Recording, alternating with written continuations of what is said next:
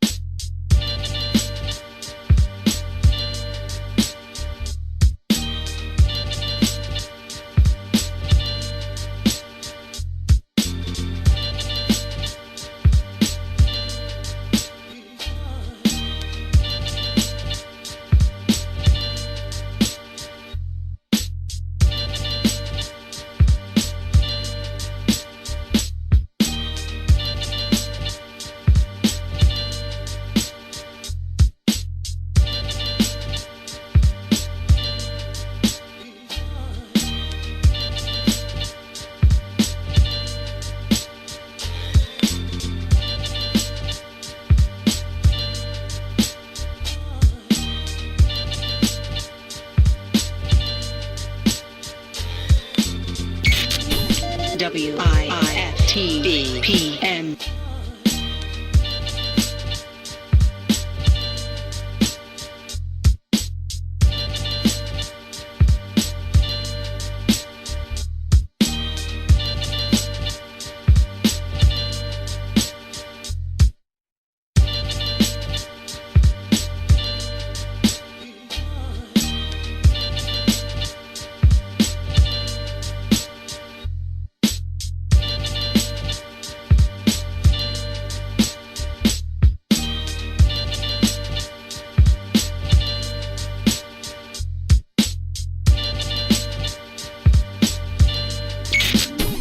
WIIFTV PM.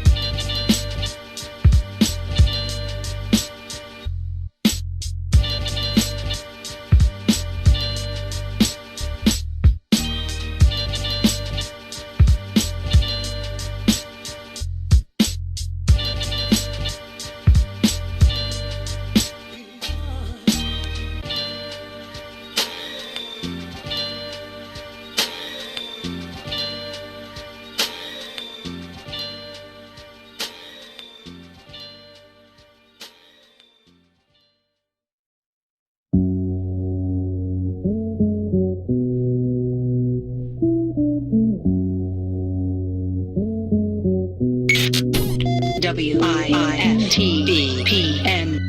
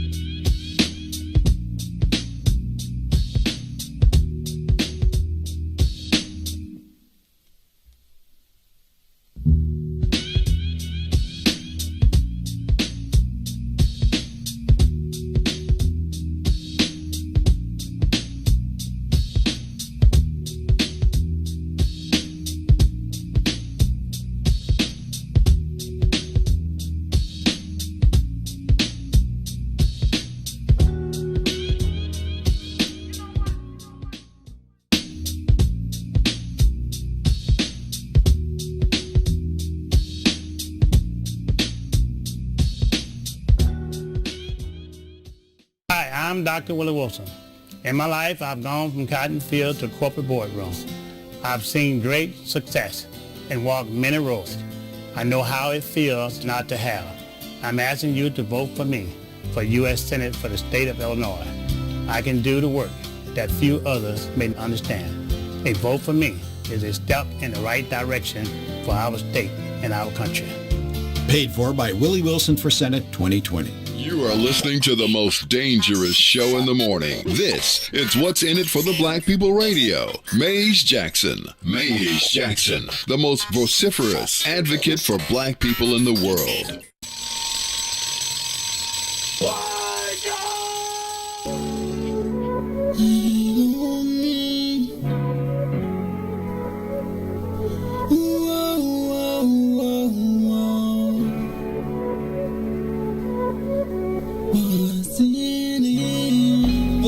For the black people, cause economically we are not equal. Waking up to lies, can't doze no more. I told y'all this, that dangerous show. Don't go to church if you ain't trying to help us. Don't even try to be around and can't protect us. We see the lies of the politicians. We need money, no symbolism. It's Maze and Sonia and Ruthie and Todd explaining how we all come from God, giving us tools to beat the odds. If we united, our movement gon' start. They ain't tryna help us, they ain't tryna do nothing. We gotta do something, we gotta stop running. It's time to confront the problem. Really, you expect your oppressor to solve them. What's in it for the black people? All the lies we didn't heard before. Time to pay attention, you gotta do more than listen. Need some action with it on the count of three. Let's go. Wake up, Chicago. Wake up, world. This is the Maze Jackson Show. I'm your host, Maze Jackson. Got my co-host, Todd Stroger. Namaste. Namaste, Ruthie. Namaste, Sonia. I don't know what. You know, I always see people with those shirts, and I still don't know what namaste. It's yoga. I know it's yoga, but does it after mean all that back and forth, I had to go home, do a little yoga, meditate, get back to my spiritual center. Get your chakras together. That's right. In line. We need to burn some incense up in here. You know what? All right, Ruthie, calm down. Burn some. Can I? You know what? They say Dawn came up in here one day and started burning some sage, and I was like, what is? Then somebody else, I saw Bishop Jamal Bryant said that if you burn sage, it's witchcraft. No. Yes, I saw that too. It's a nice little cleanse. I would have been taught that. That it was like witchcraft. and that burning incense and all of that stuff is symbolic of like some pagan stuff when I grew up. But let me stop because that just made me think of something. I want to send out our condolences to Minister Darius Randall. You know Darius. His father passed. And Darius, is very active in our community. He's you see him everywhere, supporting pretty much everybody whenever he can. I give the preachers a hard time, but I do see that young brother out there working all the time. And so I do want to make sure that we send out our condolences to him and his family on the loss of their loved one. And you know what I do think that's pretty cool though, because there's not a lot of people in our youth that take spirituality seriously. Yeah. Right. I think he's kind of a throwback to the old school preacher, young preacher, right? Like, no, Reverend Darius is. He's like an old right. man. He like an old man preacher, right? And it's funny to me because he's such a young guy, but he has that. Right, like the old Baptist minister, he reminds me of one of those. He is one of those guys that when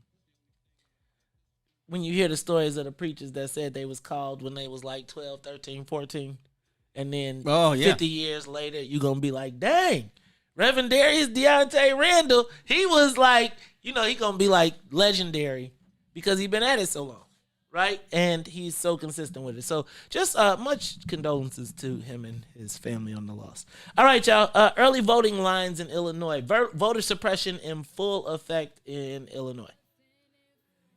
Explain to me why I'm watching my good friend Ahmad Islam in Houston, Texas, talking about he did drive-through voting and he was done in and out in 15 minutes, and we saw on the south side of Chicago and in Rogers Parks, lines all around the block and around the corners, people waiting in line. Now, I don't understand that. I don't understand how in Illinois, the most sophisticated, bluest state, that was not a COVID cough, by the way, the most sophisticated state in Illinois, not sophisticated state in Illinois. That sounded crazy. One of the most sophisticated, supposedly voter operations in the country, has lines around the corner in black neighborhoods, and we knew early voting was happening. They knew it was going to be record turnout. They know that they've created all this hype. You know what I feel like? Todd, you're not really familiar with the club life. Ruthie, did you go to the clubs? A little bit. Ruthie been fighting the revolution for a long time. A little bit.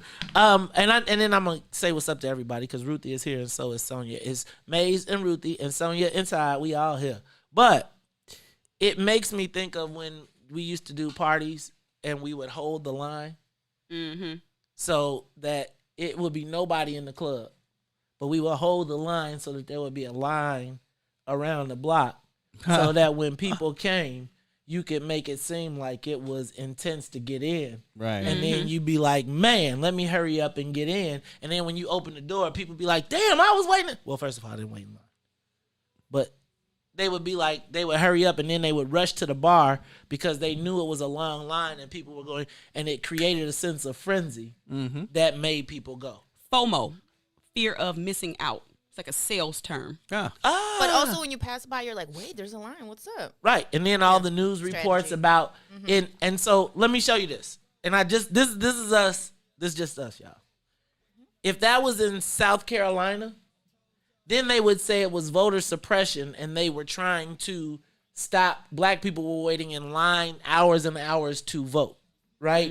But it would be Republicans saying that there would be Republicans and voter suppression. In Illinois, it is voter enthusiasm and people are willing to go out and do whatever they have to do to vote.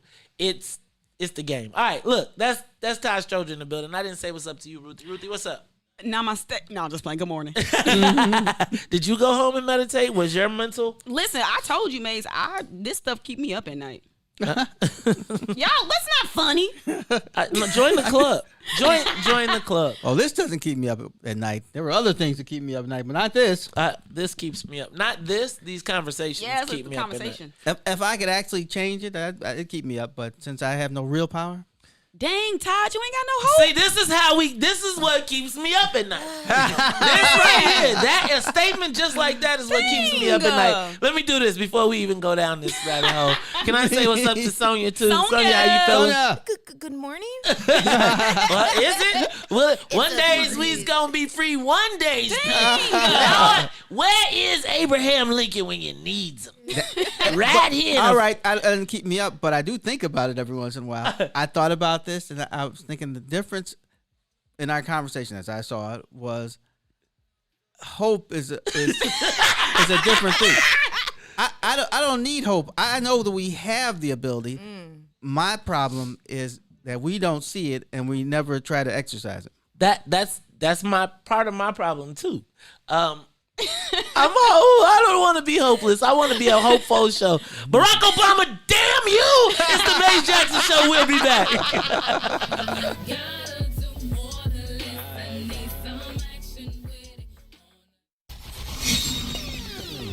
He is joining Chicago famous Mr. Rick Party.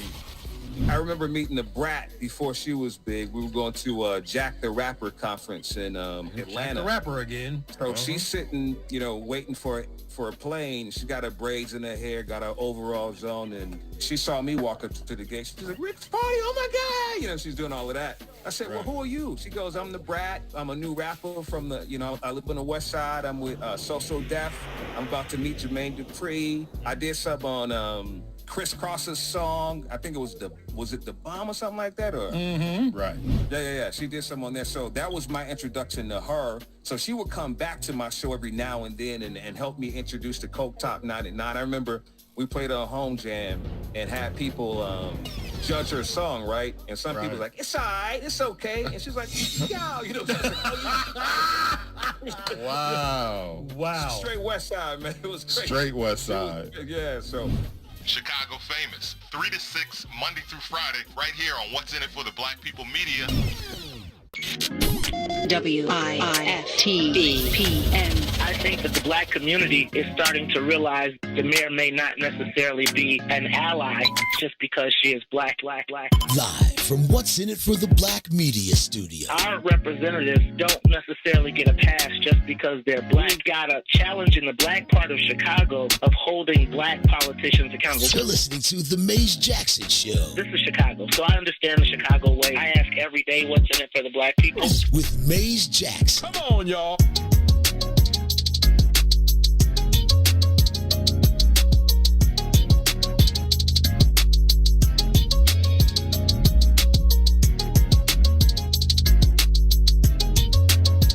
You are listening to the Maze Jackson Show. I'm your host, Maze Jackson. Got my co-host, Todd Stroger, Ruthie Moore, Sonia Escobar. Hey, y'all, did y'all get a copy?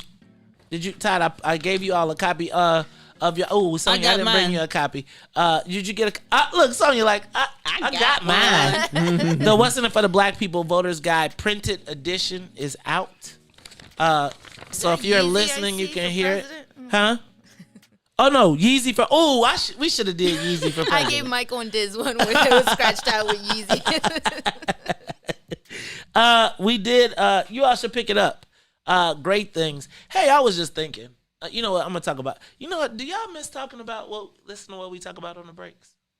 Do you think people miss that? Oh, I know they do. I don't. Why do you say you know they do? I'm fighting for the people. Because the first radio show I ever saw do that was Tony Kornheiser. And it was so interesting to hear them just talking about things. So I know we're as interesting as Tony is. I am trying to figure out how we're gonna bring that back for our Facebook Live viewers and visitors. Cash App, $Maze Oh, Said. and then you get the subscription. The equipment, guys. Oh yeah, we are looking to get that equipment. We're gonna talk about that a little bit later. But I want you all to get the What's in It for the Black People Political Action Committee's voter guide, not to be mistaken with What's in It for the Black People Media's voter guide. Because there's two different guides. There's the media entity. Oh no! But you're saying there's only one guide though. There's only one guide. Okay. Right, but I just want to make sure that people don't mistake the station for the political group. Keep it separate. Right. Ruthie, did you sign your union card yet?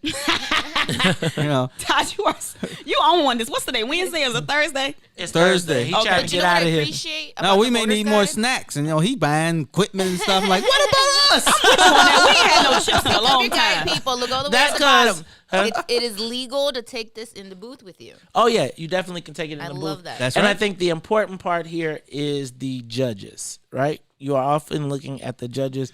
This is not going to match up 100% with your Democratic guide, so please understand that. And quite frankly, we go further into depth because we go through all of the retention judges where we think it's important for you to check out. I think we may have missed one, Todd, in Judge Kenneth J. Waddis. I think in my I completely missed a piece. So if you want to skip, if you do not want to retain Waddis, his number is 215, vote 216. If you don't want to retain, just so you know, if you are voting these retention judges, the odd numbers mean you want to keep them. The even numbers mean you want to get rid of them in the judges. How simple. Okay? Never thought of So that. if you vote odd, that means you want to keep the judge. If you vote even, then you want to get rid of the judge. Okay? Right. So check that out. Voters Guide, they are available. I don't know. We need some distribution outlets.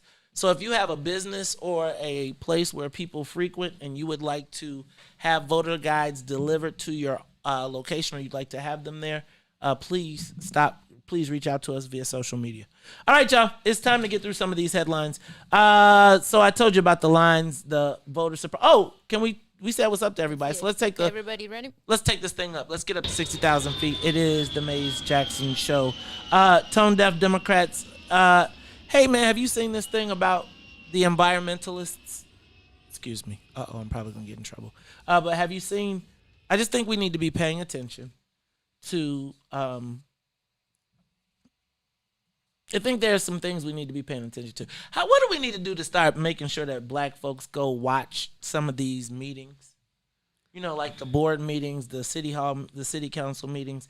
One of the things that's interesting is I'm finding that there are some people who are working against ethics reform. You'd find it odd to believe that there are progressives who are now fighting ethics reform, calling for moratoriums. Ethics reform can get out of hand. I've seen it before, and all of a sudden they're like, well, we don't want you to do nothing. And you know what generally happens is those who are the most powerful become more powerful, and those who are least powerful become even less. Well, it's interesting to me when the people who call for the reform then use the reform to try and beat somebody up with it. We're going to talk about it, though. We'll talk about it because it's interesting that if black folks... reform is very interesting, how it is used as a cudgel oftentimes, and I think we need to start paying attention. I'm going to let that be. Pick up Hart. I told you that. Did you see 5 police will face Eddie Johnson suspensions for covering up for the chief of police? First of all, let me not say covering up. Mm-hmm. Let me say that at work, if you could prove people... I'm not going to unnecessarily get you in trouble. Right? Like if there's no harm, no foul, and if you slip up in like say Eddie Johnson was on his last 2 days at work. Right. You know, in your last 2 days at work, you're probably trying to do some of the things. The last 2 weeks. You're trying to do everything that you never got a chance to do. That's all I'm gonna say. Now, in the meantime, the people who he ran into are now facing the longest suspensions. Like they're facing like 21-day suspensions for getting him home safely. Oh. Why? Are they suspended with pay or without pay? I don't know. I think it may. I don't know if it's with or without pay, but I think the suspension is another. The suspensions are another example of kind of how the mayor does, right? Like, I just think that the way that this guy played, they could have what happened to? Can we find out what happened to the people who robbed Bobby Rush's office? Right? Eddie Johnson has done so much. That's all I'm saying. People know him. Eddie Johnson. You know? He deserved whatever happened in that car for all the stuff he done went through to be the chief of police after Gary McCarthy and to get us to the place and pilot us to one of the lowest murder rates. If he happened to slip up in the car and everybody said, man, it's your last 2 days, let me help you get home. I don't think you go find all the people who helped him get home and then go give him a 21-day suspension. Especially if it's your boss. Like, right. AC Mays, what am I going to say? Oh, good luck. First of all, keep me out of it. Keep me out of it. I don't want no problem. Ruthie, that's the reason you need to give me that union card here. Go ahead. So I agree with what y'all are saying. Like, give them a pass. But this is my only but. Okay. If you the police, don't be drinking and driving. Allegedly. With great power comes great responsibility. Mm-hmm. You got people that could literally just drive you home. Not if you in the back seat. Okay. I just feel like somebody should have took him home. That's all I'm saying. She was supposed to take him home. She was probably a little saucy herself. That was the point. So they should have called. I know. Okay, so wait a minute. Look. It couldn't go to the crib. City that you patrol. Go somewhere else. To a suburb or somewhere. Okay, I'm gonna let this be. I'm gonna move on from this. I'm just saying. Yeah, you could have took an Uber. Like, you could have took a Lyft. No, you couldn't. Yes, he is. That's better than being allegedly slumped over your wheel. He was laid back. Mays is trying to say something and not say something. His seat was leaned back. It was his last 2 days. Mayor Lightfoot could not be the reformed mayor if she would have just let that one go. Oh, she's not going to let that go? I don't think everybody knows the same story that Mays is saying. Wait, I'm not saying no story. I'm moving on. All right. Hey, Dr. Ezekiel, y'all seen Dr. Ezekiel came back out? Yeah, I saw her. First of all, let me do it properly. First of all, Dr. Ezekiel said that for Thanksgiving, y'all need to wear a mask while y'all go to sleep. Like at the Thanksgiving get together, because basically I think they have come to the recognition that y'all have said, bust any staying in the house, anything we doing, we going out. So now I think they have thrown their hands up and are now just saying, please be as safe as possible. So she basically came out and said, can y'all wear masks at the family reunion when you're not eating? I mean, at the Thanksgiving when you're not eating. I was about to say, because we never leave the house at Thanksgiving. And let me just say, shout out to Dr. Ezekiel because she got her braids redone. Right? Don't do her. We was in the middle of a pandemic and she had to be public.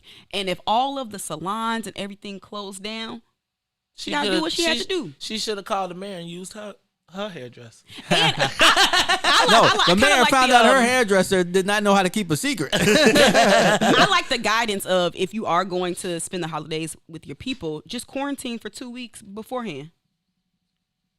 That's a long time for a night of eating. Yes. Virus is spiking in Illinois, but it is Indiana opened. It's interesting. We shut Indiana off. The governor of Indiana said, man, it's spiking all over the country. We're not the only ones, so we're going to keep rocking. And yeah, that's what everybody says when they're like, y'all do what you want.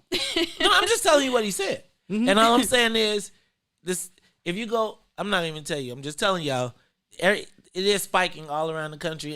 And no, if I look at everybody's timeline, it don't seem like anybody think it's a real coronavirus. I mean, I think Donald Trump is, I think almost like he is leading people off the cliff because nobody is really, I mean, he is the Judas goat. The Judas goat. I don't know what that is. What is that?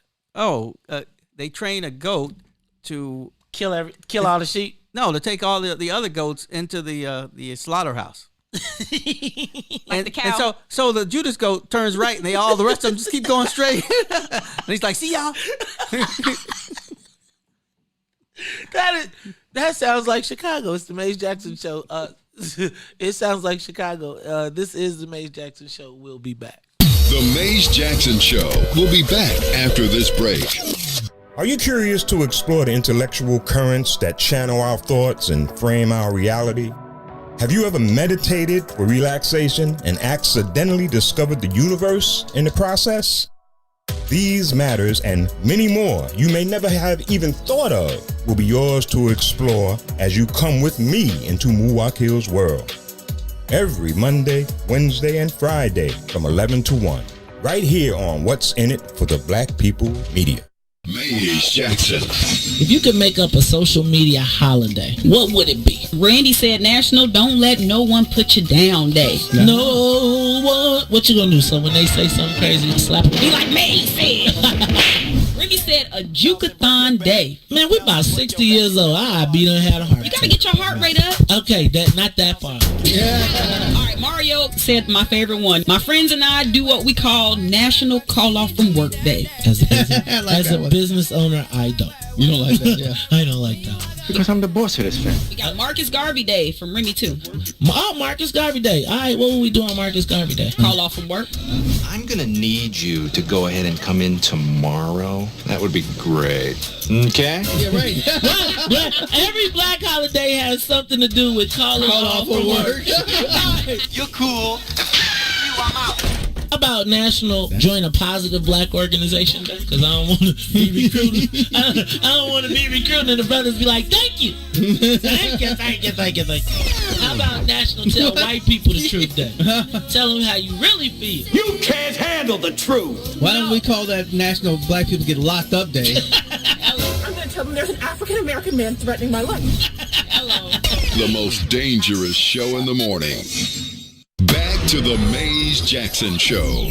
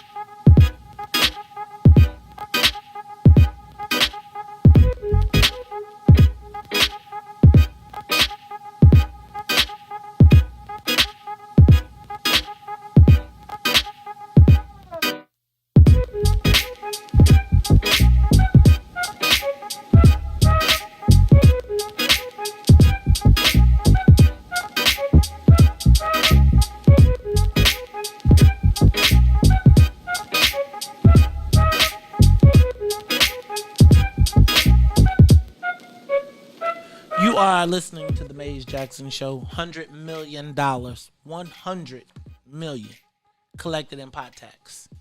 That's a lot of money. That's a lot of moolah. That means that, you know what? If you could pay, just think.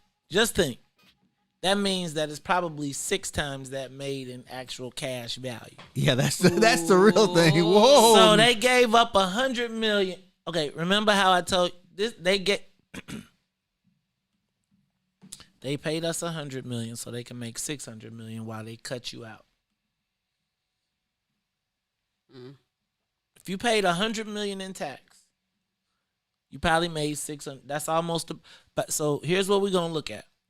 We're gonna look at an instant $1 billion company, $1 billion industry, created on our watch with nothing. Man. Nothing. If I was an equity partner, the first thing I get is a jet. If a frog had a back pocket, he'd have a pistol. He'd carry a pistol. I'm just saying. And so then when you tell me about 5,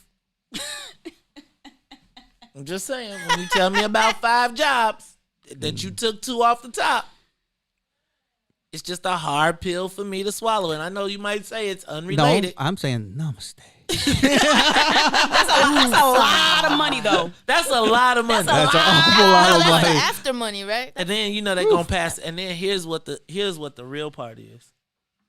They're gonna Well, first of all, you know that of that 100 million, like I think probably 30 million is supposed to go back to reinvest in helping social equity partners get cannabis licenses. I mean, develop their. So can you imagine when the white boys then use that money, that part of the tax money, because they live in a disadvantaged business community that built those without us, and they get to use that money and we don't get none of it, and we get. But our social service agencies will be put in front of us as the white boys abscond with the money that they then used social equity to do what? Again, help rich white people catch up with richer white people. Man, that's like getting slapped, and then they slap you with the backhand, too, on the way back. Pow! You like it, though. Black people are masochists. I don't like it. I'm not a pain person. We're masochists. It's like, hit me again. I like it. Psh. I bet you won't do it again. Psh. I'm telling you, white people will be like, how many times can we get away with this? Will it work again? Let's see if it'll work again. Hey, you're absolutely right. Say it worked last time. Let's try it again. Right. It's like what's old boy with the he had the one play. He was like, stop it. Right. Actually, you're right. In the Green Bay Packers, Lombardi, he said, and it was. They did a little movie. He said, we're going to run the power sweep. Right. And they know we're going to run the power sweep. But we're going to run it so well, it won't matter that they know. Right. Like, we have our black people trained. They are trained. And then, I mean, I'm just saying, can you imagine coming in front of us and saying that and then saying, but I got 5. I took 2. And I handed y'all 3. While I handed these marks $1 billion. I'm sorry, did I call them marks? I take that back. These geniuses. Ruthie? Namaste. Did anybody give me the word or what? Didn't give me a definition? Yes. Actually, Sonia gave you a definition last time, didn't I wish I was something about a sword? I can't remember. I wish I would stop namaste. I wish namaste was not the answer. It's like turn the other cheek. No, we done turned 2 cheeks, two face cheeks, 2 butt cheeks. You done turned your. It is. Okay.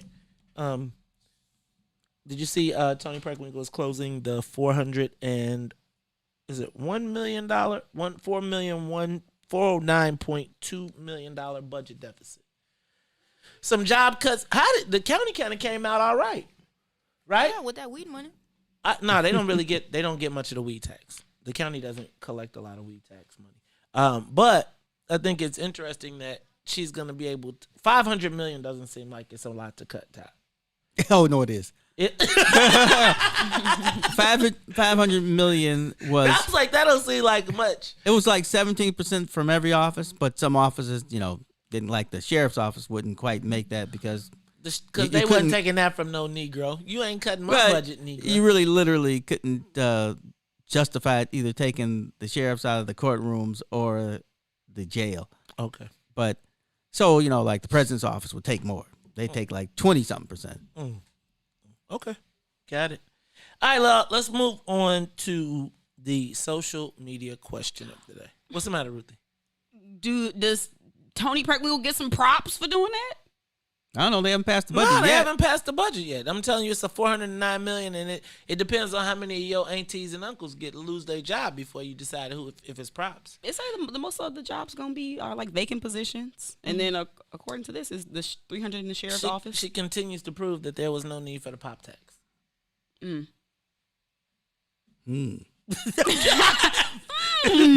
Want props? There you go. That's a lot of vacant positions. I'm surprised they still have that. Right. All the reformers, but when I was there, they were all over me about getting rid of vacant positions. Yeah, they used it to fire Richard Boykin when he said do it. Just for the record. I'm gonna leave that alone though. All right, I don't lie to y'all. We in a deficit. I know. Tough decisions have to be made. I know. All right. So let's move on. Social media question of the day. I was pondering this. And I thought I would pose it to everybody. So Ruthie and Sonia, load up the phone lines because I really need some answers from you all, but I want to hear from the audience. So I want you to pick up the phone If you are listening to us on WBGX 1570 AM, whether you are watching us on Facebook Live, if you are listening to us on the TuneIn app, YouTube, or Twitch, right? YouTube, Twitch, Facebook Live.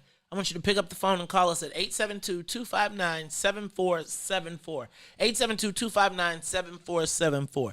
And then I want you to answer this question for me. Ruthie, Todd, Sonia. Is it possible for black people to succeed without white people? Okay, but before you answer the question, I'm going to ask you to give me some examples. But here's some of the things that I noticed about successful. And when I say successful, like, success to me is relative. I think if you make over $120,000 a year, to black people, you are considered successful. I think if you make, as a matter of fact, I think two brought this up, but I think if you make $120,000 a year, you are probably in the top 1% of black wage earners.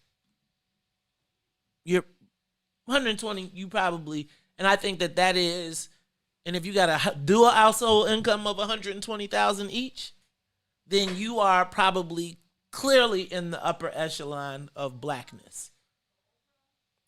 Not Oprah. I mean, there's the stellar, stupid TV rich, which we know is not really real, right? Because even the people in Hollywood are selling their cars according to Chris Rock, right? Because they live in so. Right. Is it possible for black people to succeed without white people? 872-259-7474. Most successful blacks that I know have extensive white relationships. And if you are to get a job, a high-level job, a high-level contract, or build a business, a high-level, high-succeeding business that earns over $2 million a year, is it possible for you to do that without white people? And $2 million is the number. Can you make $2 million, nothing illegal? Is it possible for black people to make a black person to make $2 million a year doing business or with black people? Is it possible for black people, and I'm using 2 million because I think that's a number that most black people would be like unfathomable. No, really. Is it possible to succeed in Illinois without white people? Give us a call, 872-259-7474. I was thinking about even the black people who are in powerful positions, quote unquote. I have never really seen an example of white people collaborating with them to succeed in their position. I haven't seen it.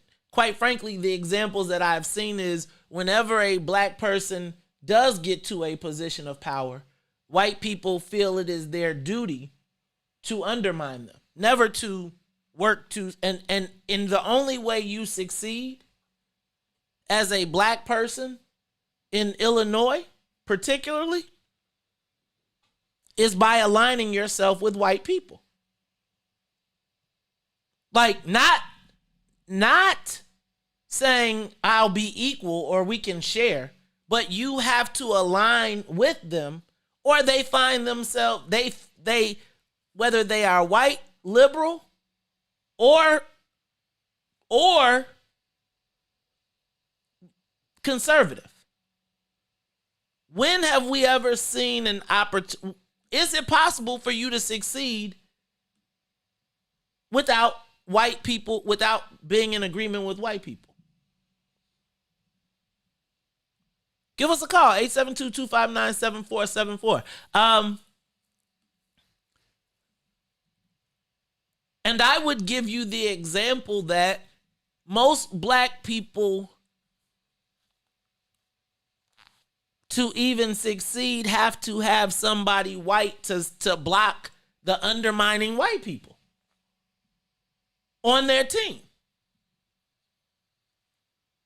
Is it possible for you to, where will you get a loan?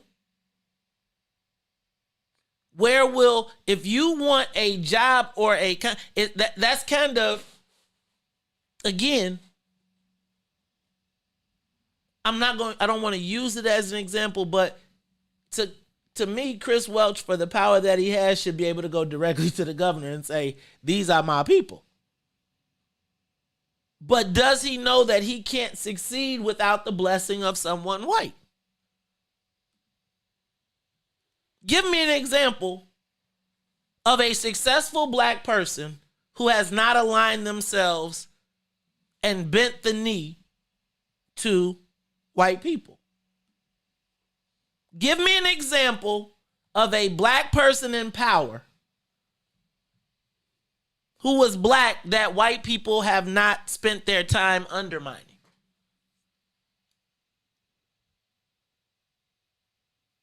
Local or national? Local. Give me national. Sonia, play some crickets. Cause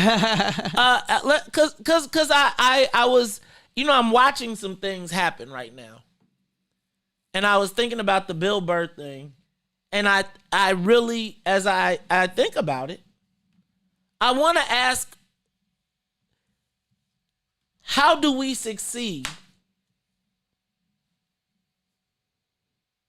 without white approval in Illinois?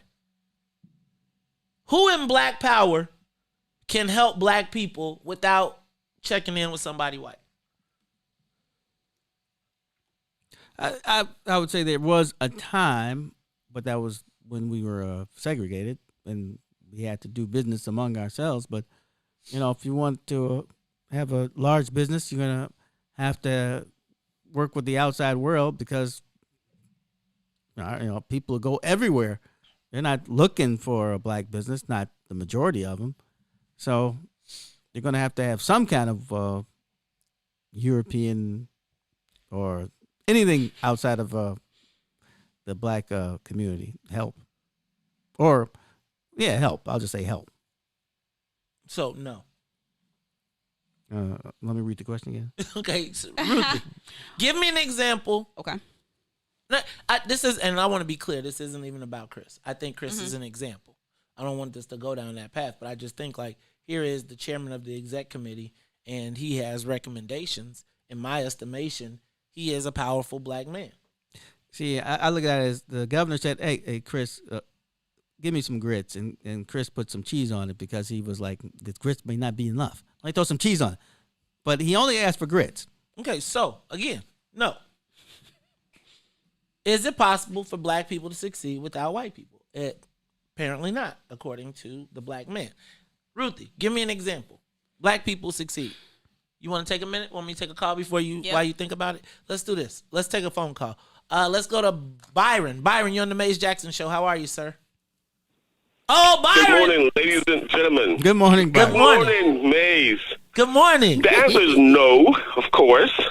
I know Todd is going to argue with that, but answer this question. Did you say hi to Ruthie black folks, and Sonia? No, I said good morning, ladies and gentlemen. Okay. He did. All right. That covers everybody. Got it. Of course. And Ruthie Byron, is no, there. we are on the same side, but you haven't finished all your statement. But right now, we're starting out in the same train. Todd, me and you are on the same page when it comes to criminals, okay? But we got convinced Maze to come on with us because I want them out of my neighborhood so we can get better things for ourselves. Yeah. But this morning, though, the question is, not again. when black folks move, where do they move to? Do they move to the black community or do they move to a community that's with white folks? How much money they got? Right. Usually they try, if they're moving out of the hood, they're moving to somewhere where there are a larger quantity of white people. Let's say that. It's a more diverse neighborhood. So the question is, when are we going to stop being slaves to the Democrat Party? See, it's the Democrat Party that's keeping us in this position that we're in. And Todd don't want to recognize it. I understand that because he's part of the system. We must break away so we can do for ourselves.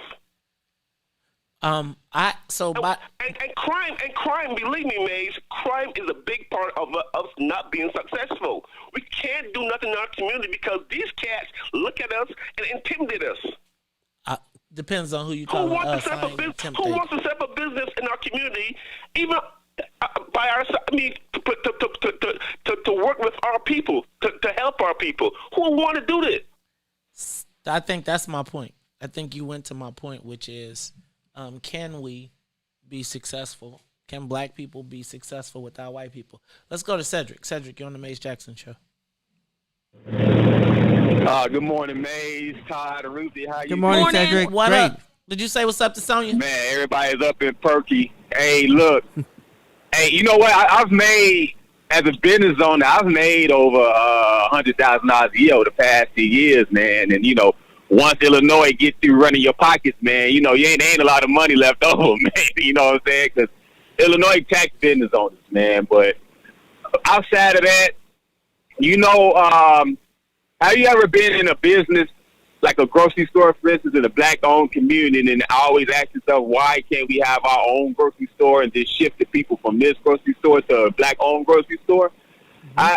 I don't think it's possible for black people to be successful in Illinois because our success of a black business would rely upon the participation of the black people in that business, man. And I don't think we got there yet as far as black people participating in black-owned business, man.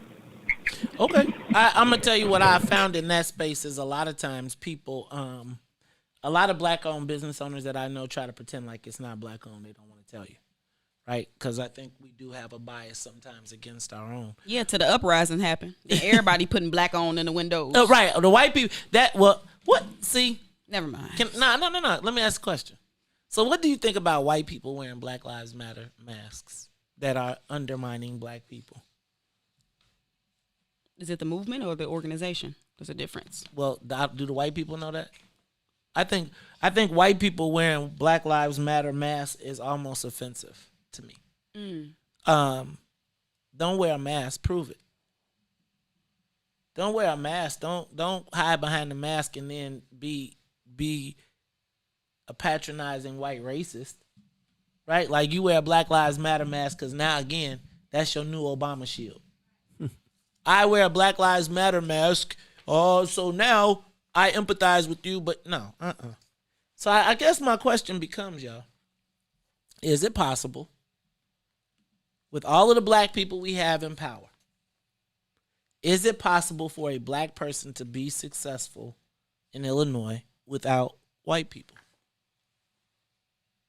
Without a white person blessing it. Ruthie, I gave you 2 phone calls and I stretched it out. Give it to me. Well, gonna read some comments. So Mario said black folks have all the intellect and survival skills to be successful on our own, but ... Okay. So sadly, I agree with the last caller that our business infrastructure really impedes us from having success in some areas. And until we can have more ownership within basic businesses within our community, you probably gonna have to go to white folks for something. I was just thinking, let me ask a question. Is there an example of white people collaborating with black people to be successful? Oh, yeah, all the time. Give me one. In Illinois, I'm talking about, give me an Illinois politics. Oh, in Illinois politics? Mm-hmm. Sure, I'll give you one. Are you talking about I can pick any time we want? No, pick it in the last 20 years. 20 years. Let's carry the 3. 2000. My dad. 2000? No, you said 20 years. 2000. What year are we? 2020. No wonder my hip hurts so much. 2020. Oh. In 20 years, can you give me an example of white people collaborating for black success? 20 years. Give me an example in the Democratic Party. I'm watching right now, and I really am biting my tongue. But oh well, Tony Prewinkle. That right, but she had to come to white people. And Lori Lightfoot. You said collaborating, didn't you? I thought we were talking about collaborating now. Yeah, well, I mean, okay, I'll give you those two. I'll give you those two, but they don't represent us. No. Right? What? No, but I was just taking the parameters you gave me. I got you. I'm not even tripping. I figured those would be the two. Now, if you think about the outcomes Kwame of Raoul. Who? What? Who collaborated to get Kwame Raoul? I don't know, but I know he didn't do that without white folk. Ain't no way. Okay, I'll give you Kwame. But, and I guess the question with that becomes, the question, yeah, okay. Now, take those relationships and tell me how they have worked out for black people. Take Kwame out of it, because I'm not even tripping on Kwame. Kwame is my man. I'm not messing with Kwame. We're going to leave him alone. Stay out of that. But with the two that you named, right? How has that collaboration worked out for black people? I forgot if it's theorems because you was whatever. Come on, Miss, come on.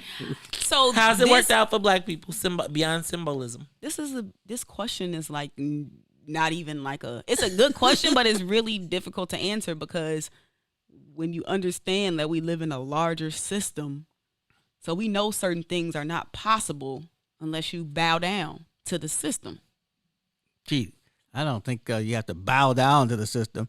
The system bows you. Sometimes you work together. I mean, at least I've seen that happen. Show me when the white people work together to help black people. In the last 20 years, I'm not paying that much attention. But but I will say in the past, I'll go back to John Stroger. He was able to win because he formed an alliance with Tom Hines.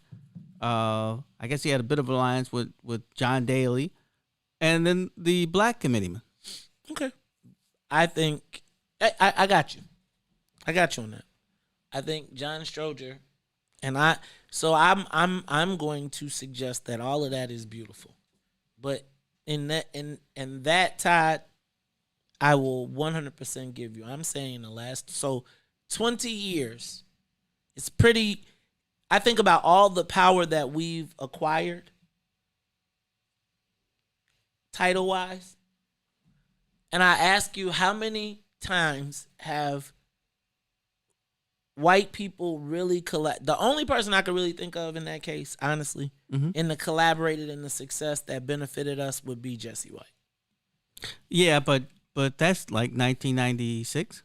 Well, 20 years, but he's still elected, right? So yeah, it's still that's true. So I guess my question becomes: see, when this mic goes off, when we go to break, I'm gonna tell y'all what made me really think about this question, because I was thinking about that Kamala Harris, and remember how I told you she was uppity to white people, like to my friend Nick.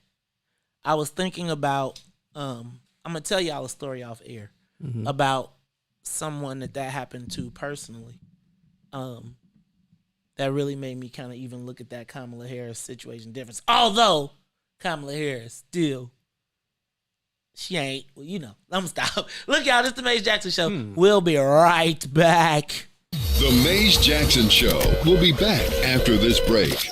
The Chicago Legal Network is the collaboration of attorneys that concentrate in many areas of the law most needed in Chicago neighborhoods. The CLN lawyers focus on personal injury, criminal defense, and other issues. The CLN lawyers all average over 20 years of legal experience and are dedicated to helping the Chicago community. The Chicago Legal Network is committed to developing black lawyers through mentorship and co-representation. So if you were injured in a car accident, slip and fall, or injured on the job, or you need assistance with criminal defense, including driving violations and DUI, check out ChicagoLegalNetwork.com for more information, or call 773-912-3545. 773-912-3545. I'm Dr. Willie Wilson. Tax burden of the average middle class American goes way beyond income taxes.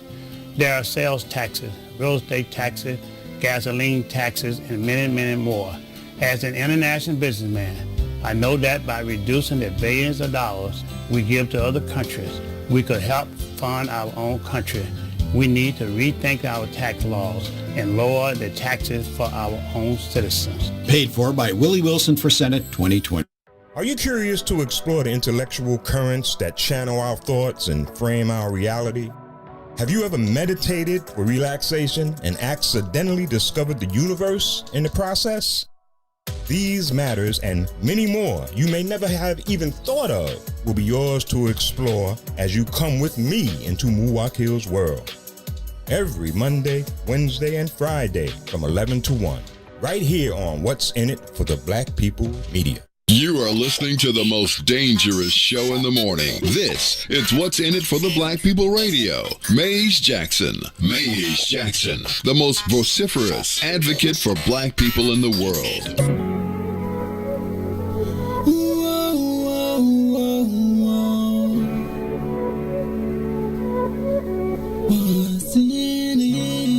What's in it for the black people? Cause economically we are not equal. Waking up to lies, can't doze no more. I told y'all this, that dangerous show. Don't go to church if you ain't trying to help us. Don't even try to be around and can't protect us. We see the lies of the politicians. We need money, no symbolism. It's Maze and Sonia and Ruthie and Todd explaining how we all come from God, giving us tools to beat the odds. If we united, our movement gon' start. They ain't tryna help us, they ain't tryna do nothing. We gotta do something, we gotta stop running. It's time to confront the problem. Really, you expect your oppressor to solve them. What's in it for the black people? All the lies we didn't heard before. Time to pay attention, you gotta do more. Some action with it on the count of 3. Let's go. You are listening to the Maze Jackson Show. I'm your host, Maze Jackson. Todd Stroger, Ruthie Moore, Sonia Escobar in the building. Oh, speaking of namaste, I was like, I tried to give it. Look, I tried to put it on the rim for him to put it through. Tiger Lily swiped it off the rim. Tiger Lily let us know that namaste, roughly translated, means I bow to you. Ah, well then I'm not saying namaste. We need to take namaste out the black vocabulary. No more namaste. No more bowing.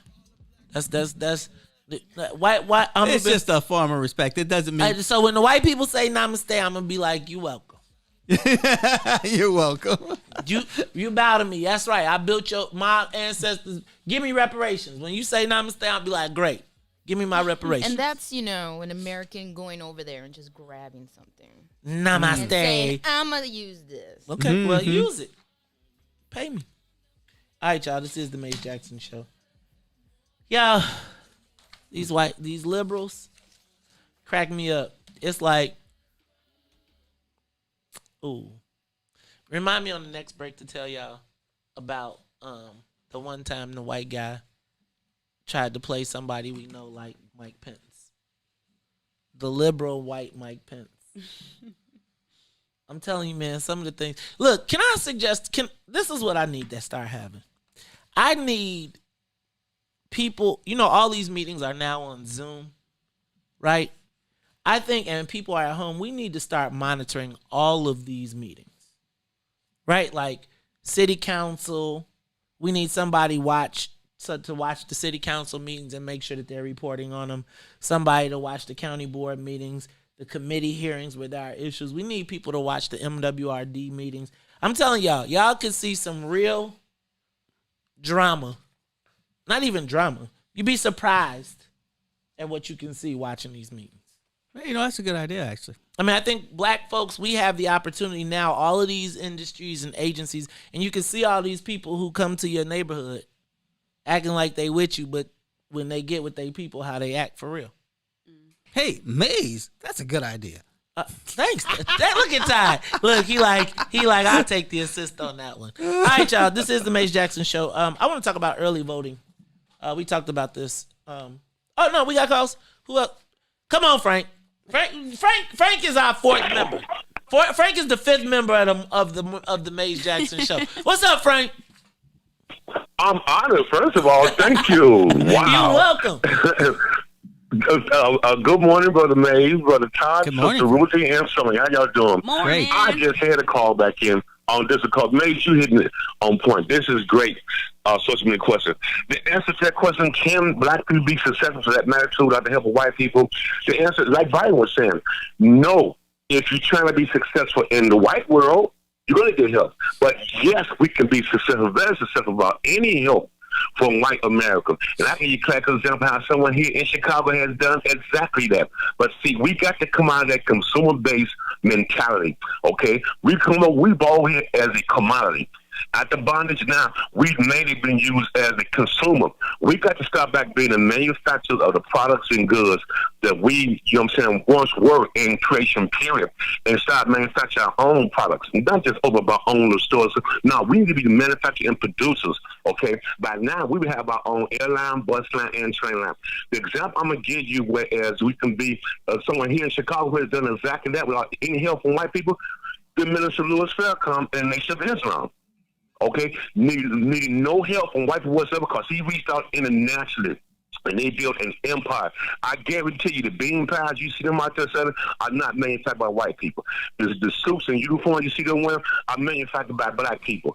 Everything Mr. Louis Farrakhan has on, I guarantee you from his head to his toe, was made by a black company. So we have the inner resources now, because it's not like back in the 60s, we just thousandaires, in the 70s and 80s, we just million. Now we have billionaires.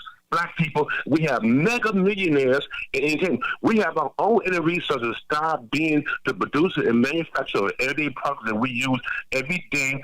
All to the vehicle sitting in our driveway. So now our kids don't have to run to white America after they graduate high school or college with their fingers crossed, hoping to get hired. They can run straight to black America and get souped up like cotton candy. Thanks, Frank. Frank, like he gonna take. He like I'm gonna take that spot. Yeah, I want to. I did want to remind us that capital is important. And what is there one black bank? Yeah. I mean, if it's Ghana, I'm not telling. Okay, then I mean they got goats in the lobby, Joe. It's ridiculous. It's ridiculous. Like that. That is a travesty. I'm not gonna even lie. We bank there because we need to, because we trying to support what's in it for the black people. But that is a damn shame. Ruthie, on your way home, stop by and check that lobby and see if he's telling the truth. No, it's no goats because it's locked. They tell you got to walk up the alley. And well, now things are different. Yeah, right. Yeah, but they tell you to walk up the alley with cash, man. It's like I'm gonna stop. But basically, my point was capital is important, and you're probably gonna have to go to a white person for that. So I guess I didn't necessarily mean those things. Like I think, like I'm watching people, like Mike. I'm watching Mike Brown. Make sure y'all tune in to Mike Brown today. Triggered. He will get you triggered.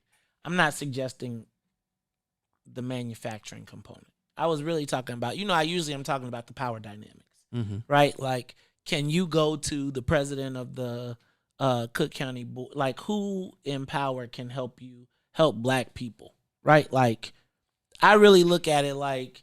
There was a time, like, you know how you said your dad would say there was a guy who started a business and he'd be like, come over and see me and I'm going to help you. And he got him his first contract and got him able, like when I first got, like who can really put you on? That's what I mean. Can you be put on by a black person? Oh. Right? That I guess I wasn't very clear in that, but do you understand what I mean when I say put on?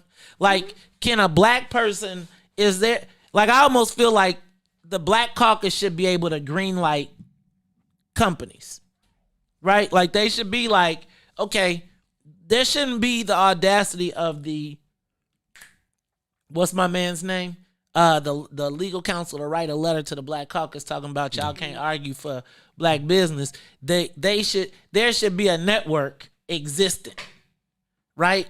Now, I know there should be an existent network that it should be in our DNA to say when we do a project, we got to have a black, a white, and a Latino. It should just be in the DNA of the city, right? Like, to me, it shouldn't be a fight to be like, yo, we should get a piece.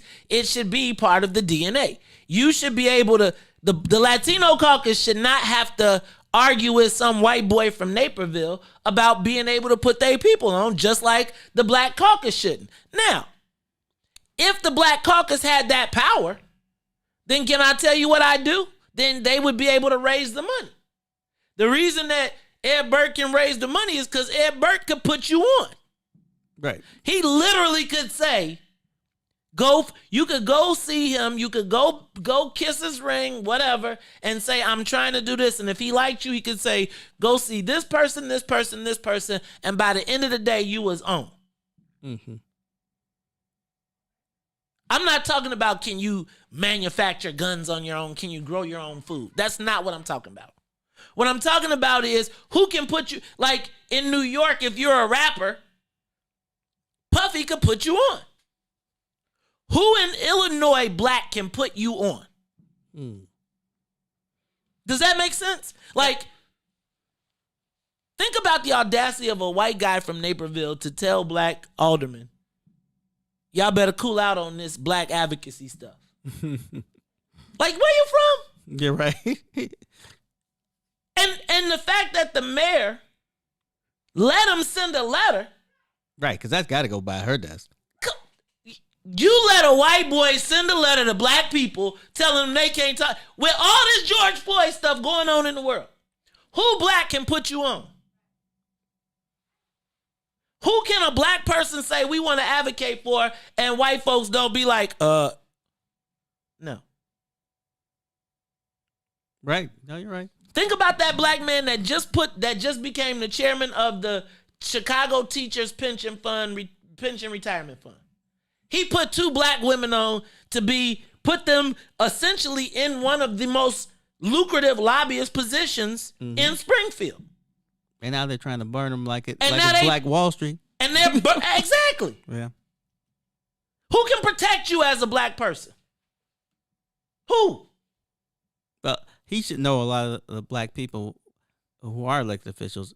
I'm kind of guessing he doesn't, but I could be wrong, but he should.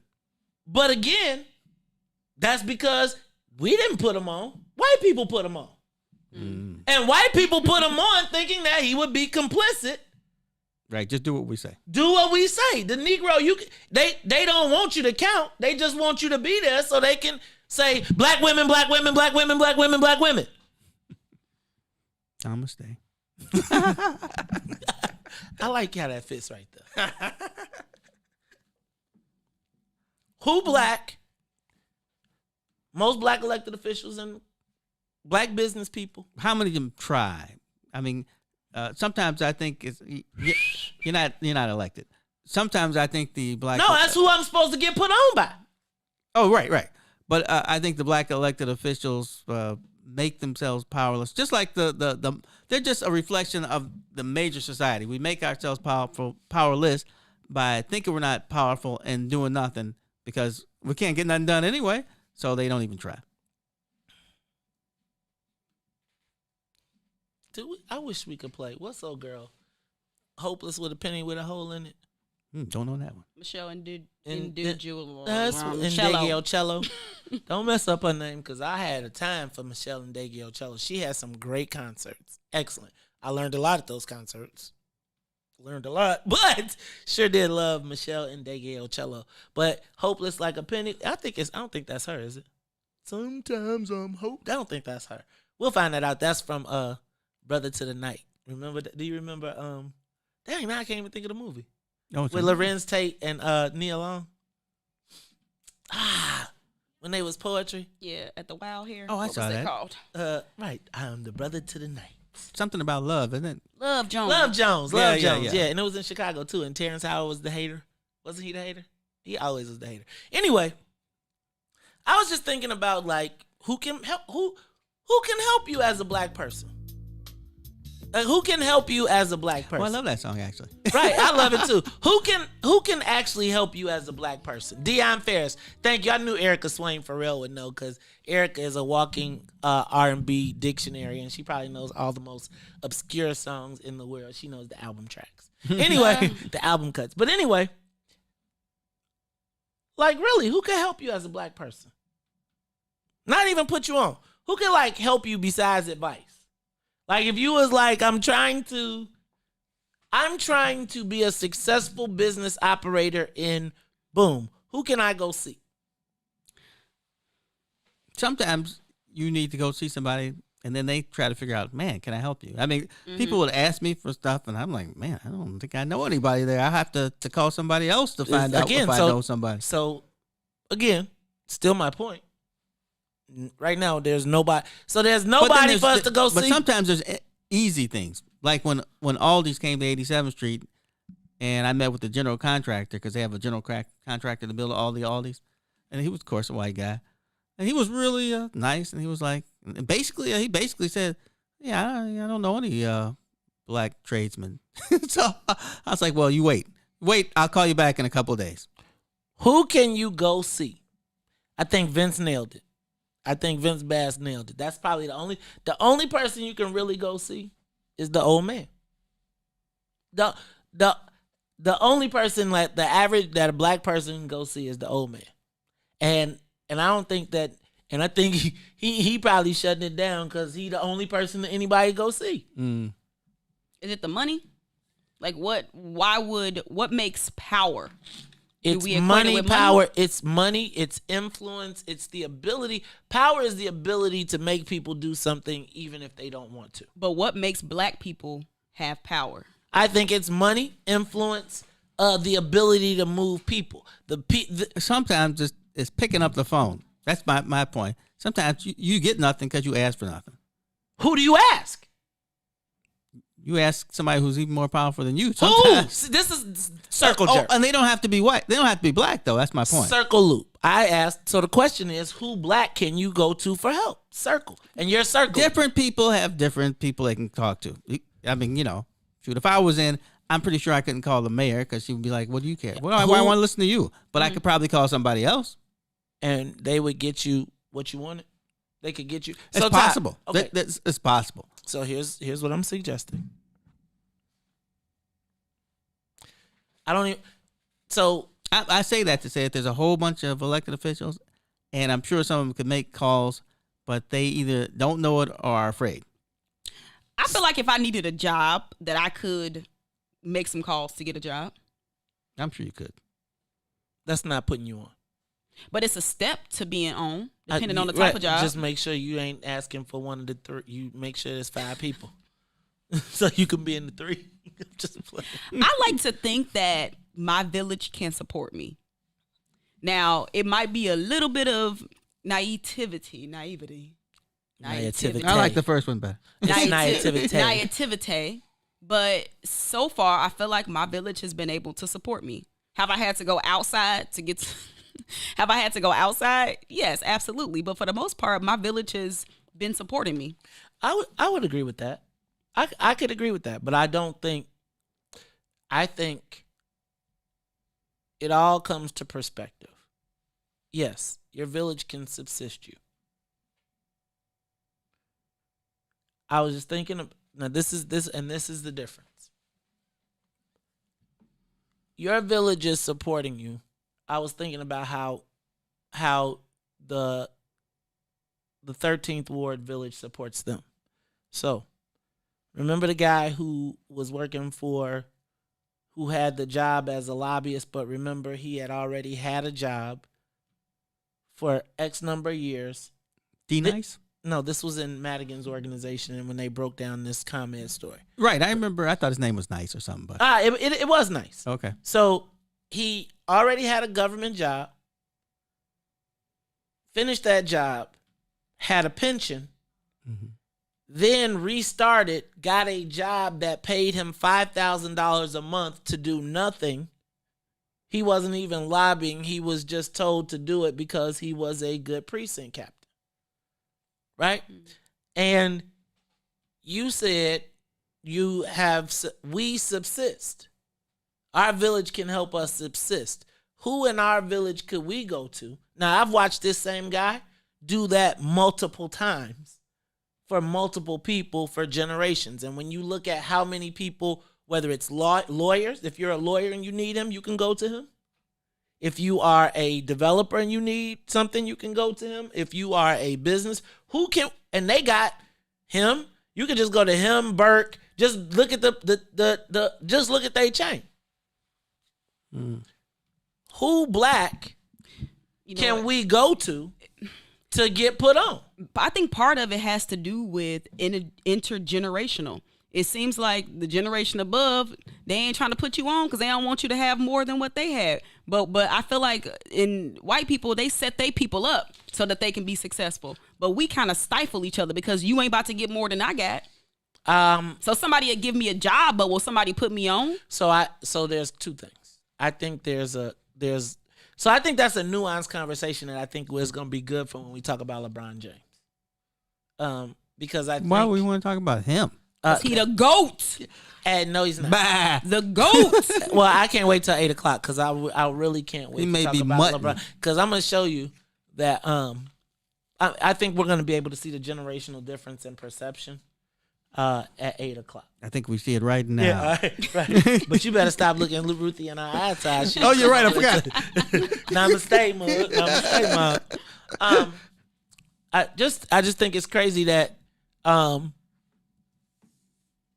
we, like yesterday, Ruthie said we needed a black mob. It was on a mic. You did say it. We got it. It was on a mic. Sonia clipped it. I think that it was in line with the fact that we were talking about Black Godfather Day. And I was just thinking to myself, I see you're supposed to get that one. That we really don't have go-to people in our community that can get stuff done.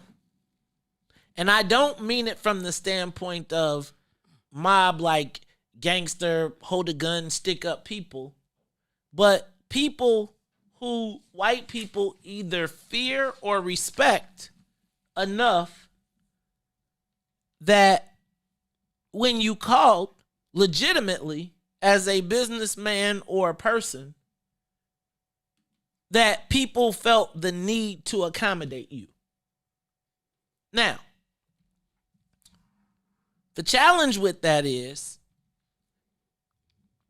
when we see it, the accommodation has to be pure for the people, right? So you got to be able to call me and say, man, I need you to talk. There's a job opening here at this time, at this place, at this location. Here's the job thing, and here are the decision makers.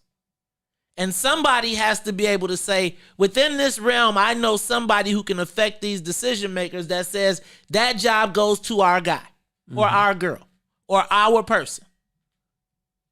We don't have that, right? And I think the thing that and there's nobody that fears a repercussion for us not having that, which is why I am so offended with the whole ComEd joint. Like, if there was black people involved in the ComEd joint, I probably wouldn't even say nothing. I probably wouldn't. There literally were no black people. Millions of dollars, people he's taking care of, votes, etc. Who did you see get? We don't have the OG. And the OG that we do have, what's the matter? I just feel like we have the knowledge, we have the game. It's just about passing it on so that we don't keep making these same mistakes. And we have the knowledge, we have the wisdom. It's just about literally passing it on, giving the game. It's about heart. See? It's about heart. Y'all see, y'all don't. It's. I think it's just differences in generational thought and how businesses are built, how knowledge is passed on, how wisdom is passed on, and how game is given. And if we keep on down this path, none of us gonna ever have nothing. I think it's heart. I think it has a lot to do with heart. I think that very few of us really have the ability to look the devil in the eye and not namaste. You got to teach that. That has to be taught. I think this is it. I think we're teaching it now. Can I tell you what played in my mind when we started this whole thing? was, when has a black man been tried to be put down on his knees, he stands up, walks away, and says, F you, I'm buying my own, and we'll be back in 2 days. I think it takes looking the devil in the eye when he presents himself to you and not being scared. Now,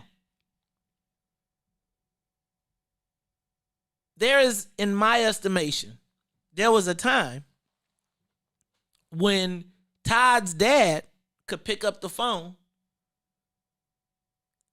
and white people felt like they needed to move. Now, they might not have did it happily. They might have did it begrudgingly, but they moved because there was a consequence. Now, that consequence could be that the largest turnout vote getting ward in the whole damn area was against you now. But there was a consequence. There was a reason that the dailies felt like they needed to align themselves with your dad. There is no black man that walks around here, black man or woman. Well, I ain't gonna say woman because we got Preckwinkle and we got Lori Lightfoot. But there are no black people that are walking around here looking everybody in the eye. Think about the audacity of Mike Madigan to walk up to me and tell me, what am I doing in Springfield? Like, literally. Like, this some cowboy stuff. Like, really? Like, and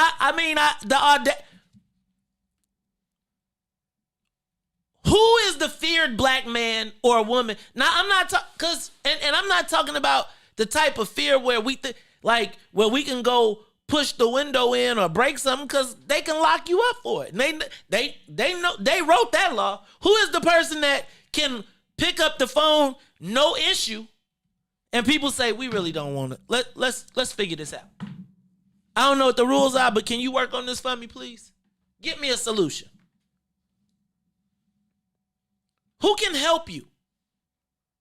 Who can help you? Like, who can make the white boys say, man, we if Ed Burke calls you up and says he makes a recommendation to you, probably even to this day, you taking it. You're not even asking a question.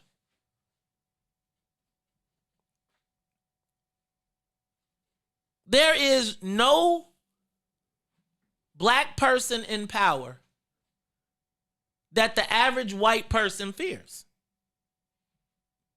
There isn't. Because they know somebody who can talk to them around, but again, who can call any black elected official in power and say, we need to find 20 jobs for our people. And people rustle them up. Who can pick up the phone and say, Governor, hey, Governor, remember me? Remember when you was like the colored, remember when you was the fat boy on the phone and I stood up for you? I need a return on that favor. Who do they feel like they gotta honor their promise or can exact a consequence? What is the consequence for offending black people? What is the consequence for black or white people? And who can affect it? It's the Maze Jackson Show. We'll be back. The Maze Jackson Show. We'll be back after this break. Introducing your trusted source for high-quality black emojis, better known as Blackmoji. We believe black is beautiful, and that beauty should be reflected in the digital market. Now there is an app that does just that, starting with Black Greek letter organizations. Blackmoji D9 offers more than an emoji app. It is a cultural experience of black excellence. Download the app in the Apple or Google Play Store to access a specially curated catalog of emojis representing the Divine Nine. Use the emojis to celebrate Black Greek events, acknowledge current events, support social causes, and learn about esteemed Black Greek members who blaze the trail of Black history. A portion of every subscription goes toward a scholarship fund specifically for members of Black Greek letter organizations to help keep the legacy alive. Download the Blackmoji app today. Hey y'all, this is Salim Muwakil from Muwakil's World. In case you missed the last discussion, this is what you missed. There was a time when there was a large-scale mythology that African people had no endurance. We were only good for sprinting.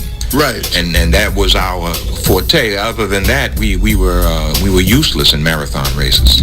Establishing your patrimony on the land. If you bury the dead, that means that this land is forever in your family. Who are our ancestors, really? We are the living ancestors to a whole genealogical line going back hundreds of thousands, millions of years that we carry within us living today. Everyone who preceded us. Mm-hmm. You know, however, that conception took place, whether it was violently, with rape, or whatever the case, but we are them living today. That's why it's important to understand our capacity, man. Our capacity is unlimited. We have unlimited potential. Absolutely. So make sure you tune in Monday, Wednesday, and Friday from 11 to 1 p.m. on What's in It for the Black People Media. Funeral expenses are costly. The Casket Store wants to help you save hundreds of dollars. You do not have to purchase a casket from the funeral home. Call now for a free in-home consultation. Call 773-445-6900. 773-445-6900. Maze Jackson. If you could make up a social media holiday, what would it be? Randy said National Don't Let No One Put You Down Day. No one. What you gonna do? So when they say something crazy, you slap them? Be like me said. Randy said a Jukathon Day. Man, we're about 60 years old. I be done had a heart. You gotta get your heart rate up. Okay, not that far. All right, Mario said my favorite one. My friends and I do what we call National Call Off from Work Day. As a business owner, I don't. You don't like that, yeah? I don't like that. Because I'm the boss of this family. We got Marcus Garvey Day from Remy too. Oh, Marcus Garvey Day. All right, what will we do on Marcus Garvey Day? Call off from work. I'm going to need you to go ahead and come in tomorrow. That would be great. Okay? Yeah, right. Well, every black holiday has something to do with calling off from work. You're cool. I'm out. About National Join a Positive Black Organization Day, because I don't want to be recruited. I don't want to be recruited and the brothers be like, thank you. Thank you. How about National Tell White People the Truth Day? Tell them how you really feel. You can't handle the truth. Why don't we call that National Black People Get Locked Up Day? I'm going to tell them there's an African-American man threatening my life. Hello. The most dangerous show in the morning. WIFTBPN.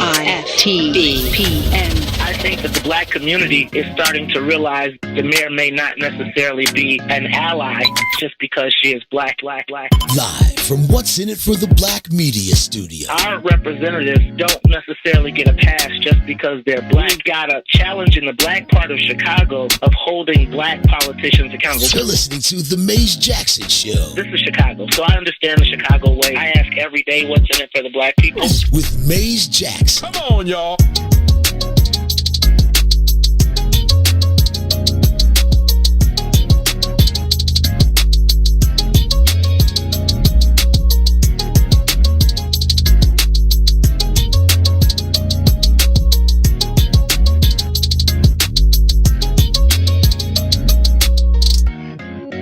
You are listening to the Maze Jackson Show. I'm your host, Maze Jackson. Got my co-host, Todd Stroger.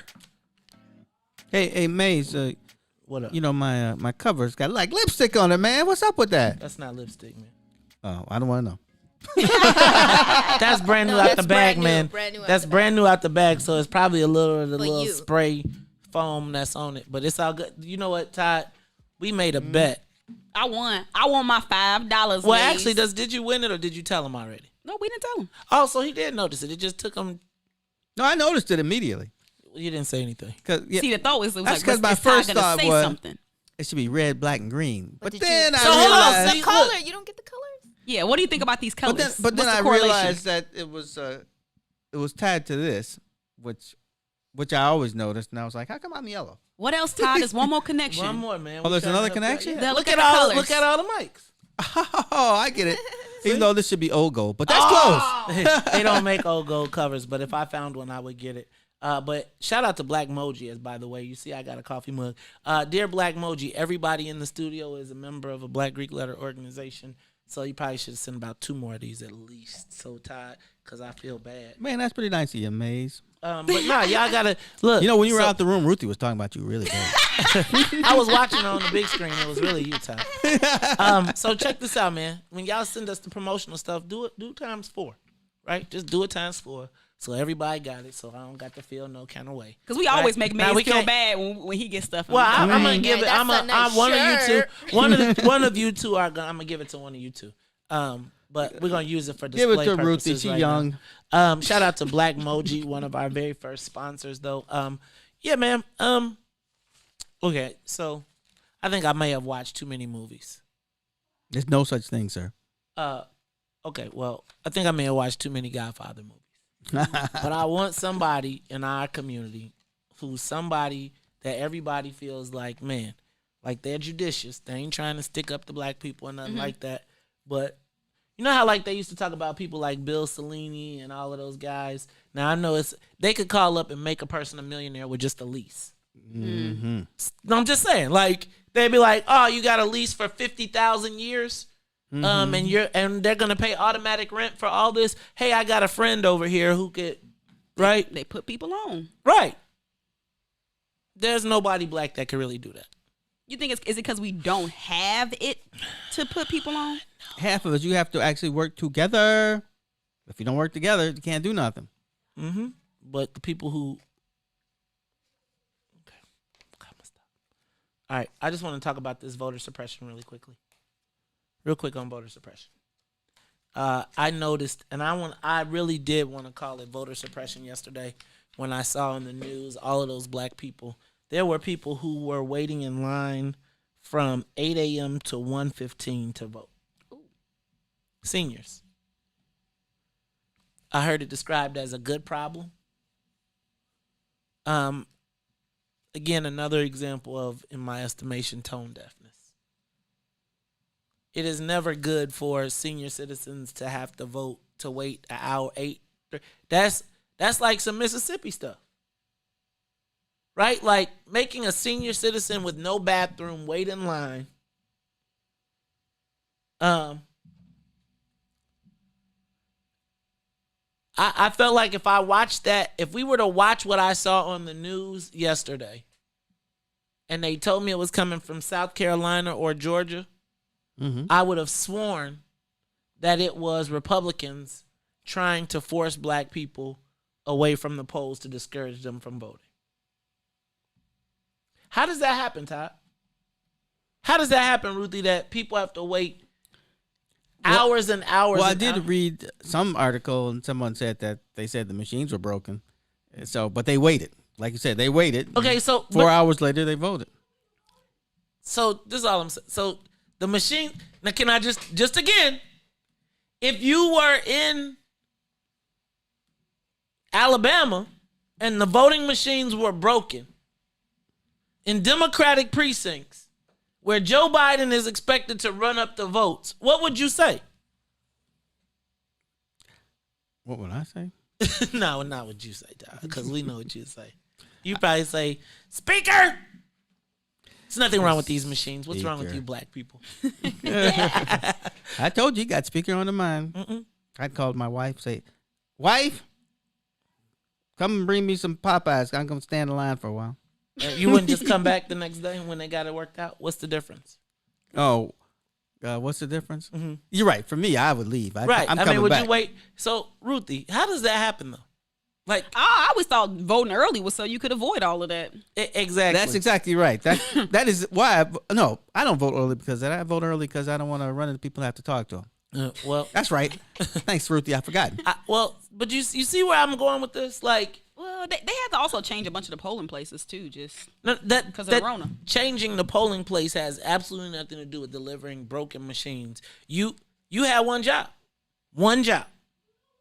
You knew this, like this is the most important election in history, and they got it wrong on the first day.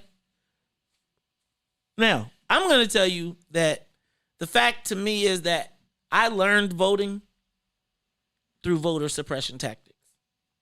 I think Illinois built their.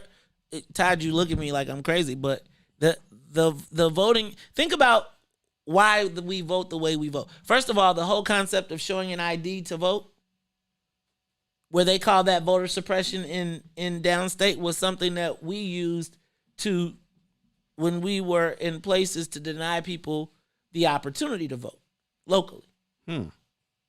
Right? So you had to show an ID, and if you didn't show an ID, up until they came up with this because of in my estimation, because they want to allow immigrants to vote at some point. Here in Illinois, we did that. Why is our election in the coldest months and times of the year?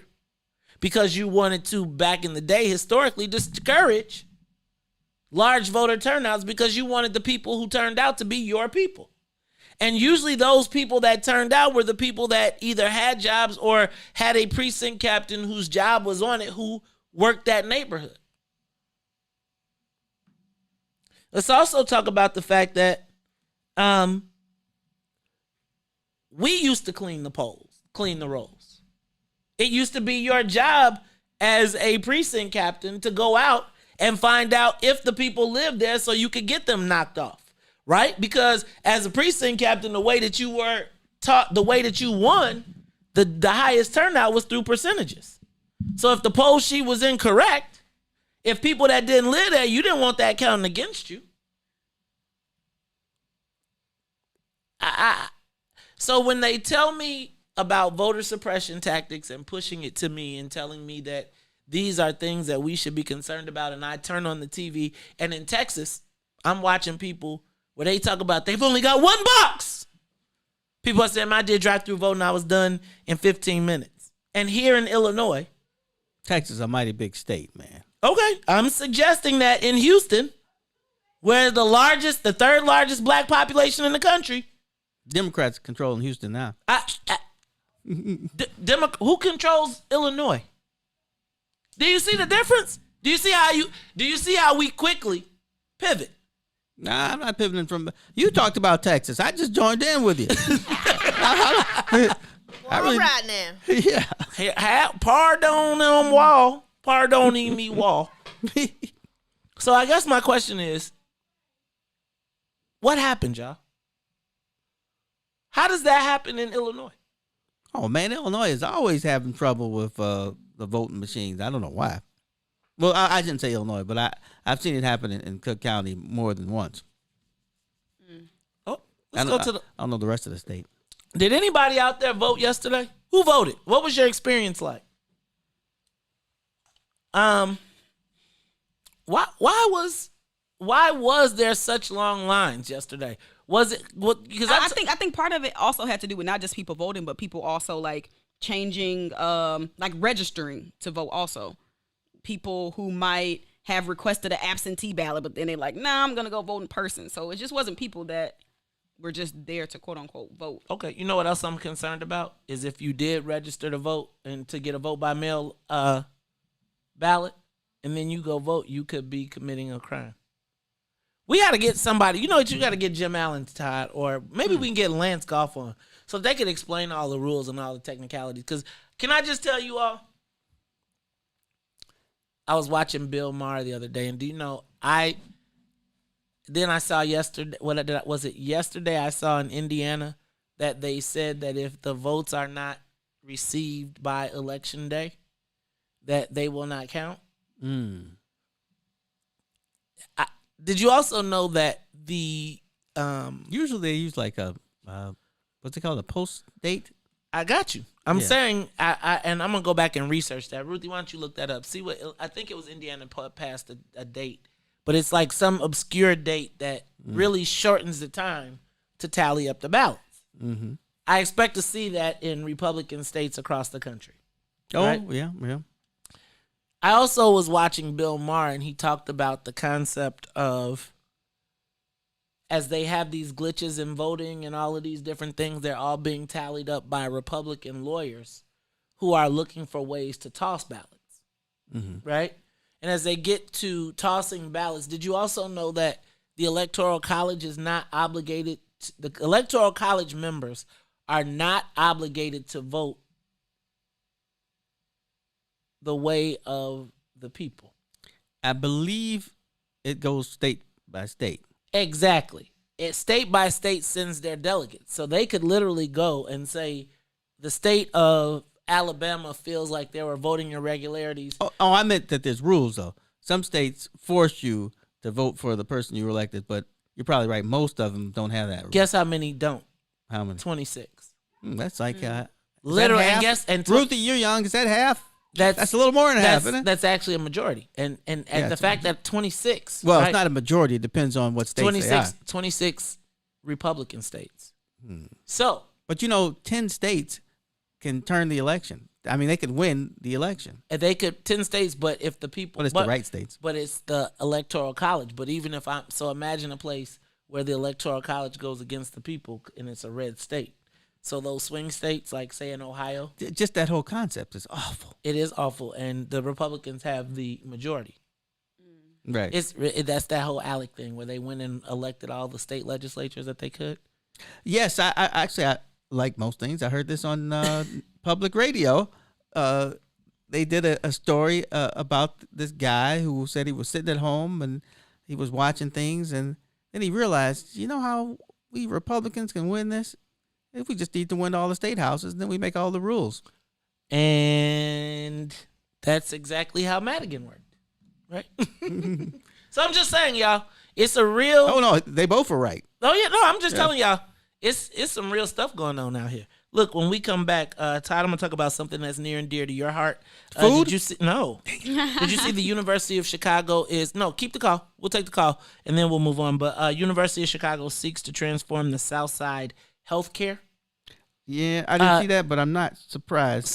But Todd, what I noticed was... They do want to control it. They want to control everything. They want to control everything. Ruthie already told us. And now check this out. It's the University of Chicago, St. Bernard, and Trinity. Mm-hmm. I didn't see Roseland. I don't see Jackson Park, South Shore, none of them people. I can't say if they talked to the other ones, but they did talk to us about pretty much subjugating us. And they said, hey, y'all, we want y'all to namaste. And you said, but look, y'all. No, and it would be kowtow. Kowtow. Now, namaste, kowtow, namaste. We'll discuss all the differences. Plus, we'll take your call when we come back. The Maze Jackson Show will be back after this break. Shop at Black-owned and operated Solo Beauty, where you are appreciated and respected. Located at 8158 South Cottage Grove, Solo Beauty can supply all of your black hair care needs. Solo Beauty is open from 11 a.m. to 8 p.m., Tuesday through Saturday. Call in and say it with your chest. 872-259-7474. That's 872-259-7474. Give us a call and say it with your chest. 872-259-7474. Hi, I'm Dr. Willie Wilson, and I'm running for U.S. Senator for the state of Illinois. I will never give up on inclusion and equality, prison reform, reduced property taxes, and economic opportunity for all. I want to get to know your neighborhood and the problem that you face every day. And I want to serve every man, woman, and child in the state of Illinois. A vote for me is a vote for you. Paid for by Willie Wilson for Senate 2020. We fun guy. What's tomorrow? Fun guy, what's up, baby? What it do, baby? Yeah, yo, what do you know? I'll be telling you. What's going on, Chicago? What's in it for the Black People Media presents? I want to go higher. Oh, my God. Call your sons, call your daughters, call your friends, call your neighbors. The big Tuesdays and Thursdays, 1 p.m. to 3 p.m. with Eugene McIntosh and Terrence Tomlin. We got what you need right here on What's in it for the Black People Media. Call in and say it with your chest. 872-259-7474. That's 872-259-7474. Give us a call and say it with your chest. 872-259-7474. WIFTBPM. I think that the black community is starting to realize the mayor may not necessarily be an ally just because she is black. Live from What's in It for the Black Media Studio. Our representatives don't necessarily get a pass just because they're black. We've got a challenge in the black part of Chicago of holding black politicians accountable. You're listening to The Maze Jackson Show. This is Chicago, so I understand the Chicago way. I ask every day what's in it for the black people. With Maze Jackson. Come on, y'all.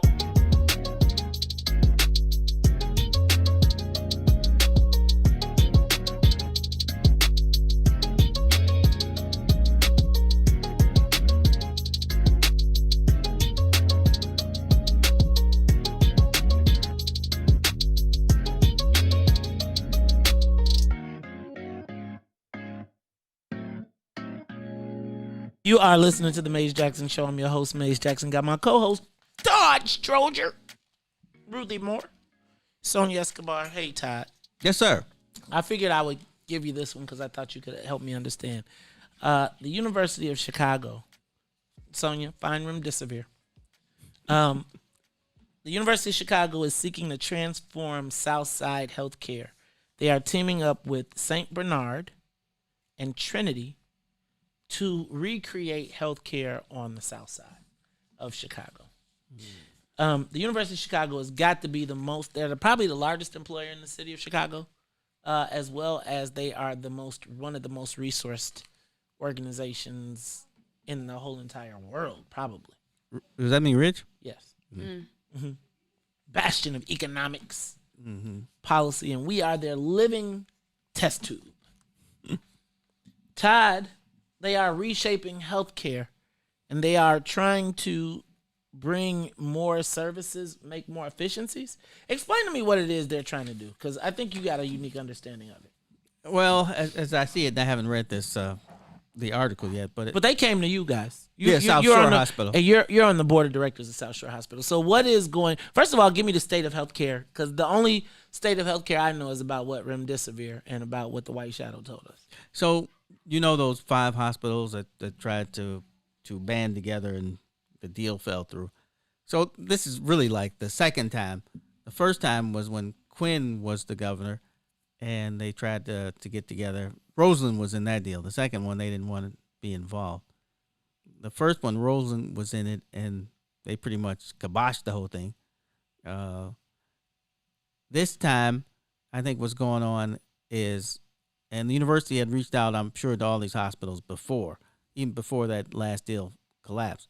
What their plan is they want to be like the big hospital, and then the small hospitals will be like outpatient services. So they can stop all the people from coming all, keep the traffic out, keep y'all in the neighborhood. Basically, that's what it does.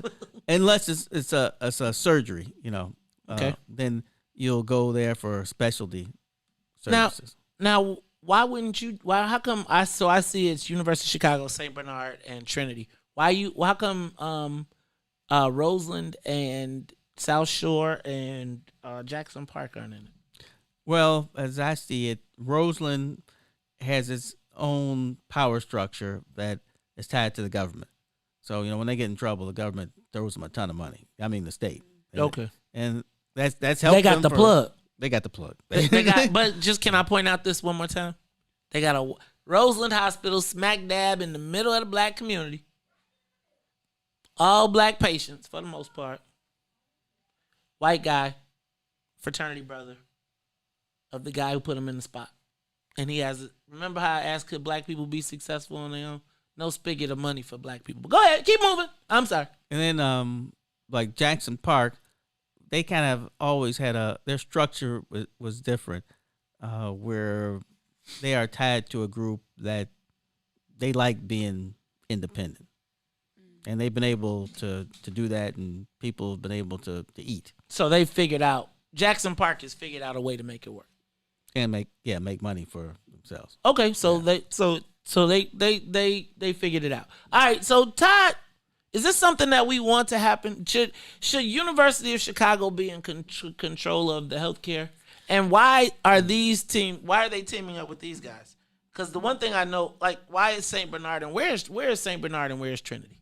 So St. Bernard is right off the expressway at about, what would that be, 67? Yeah, something like 67. And it's west of the expressway.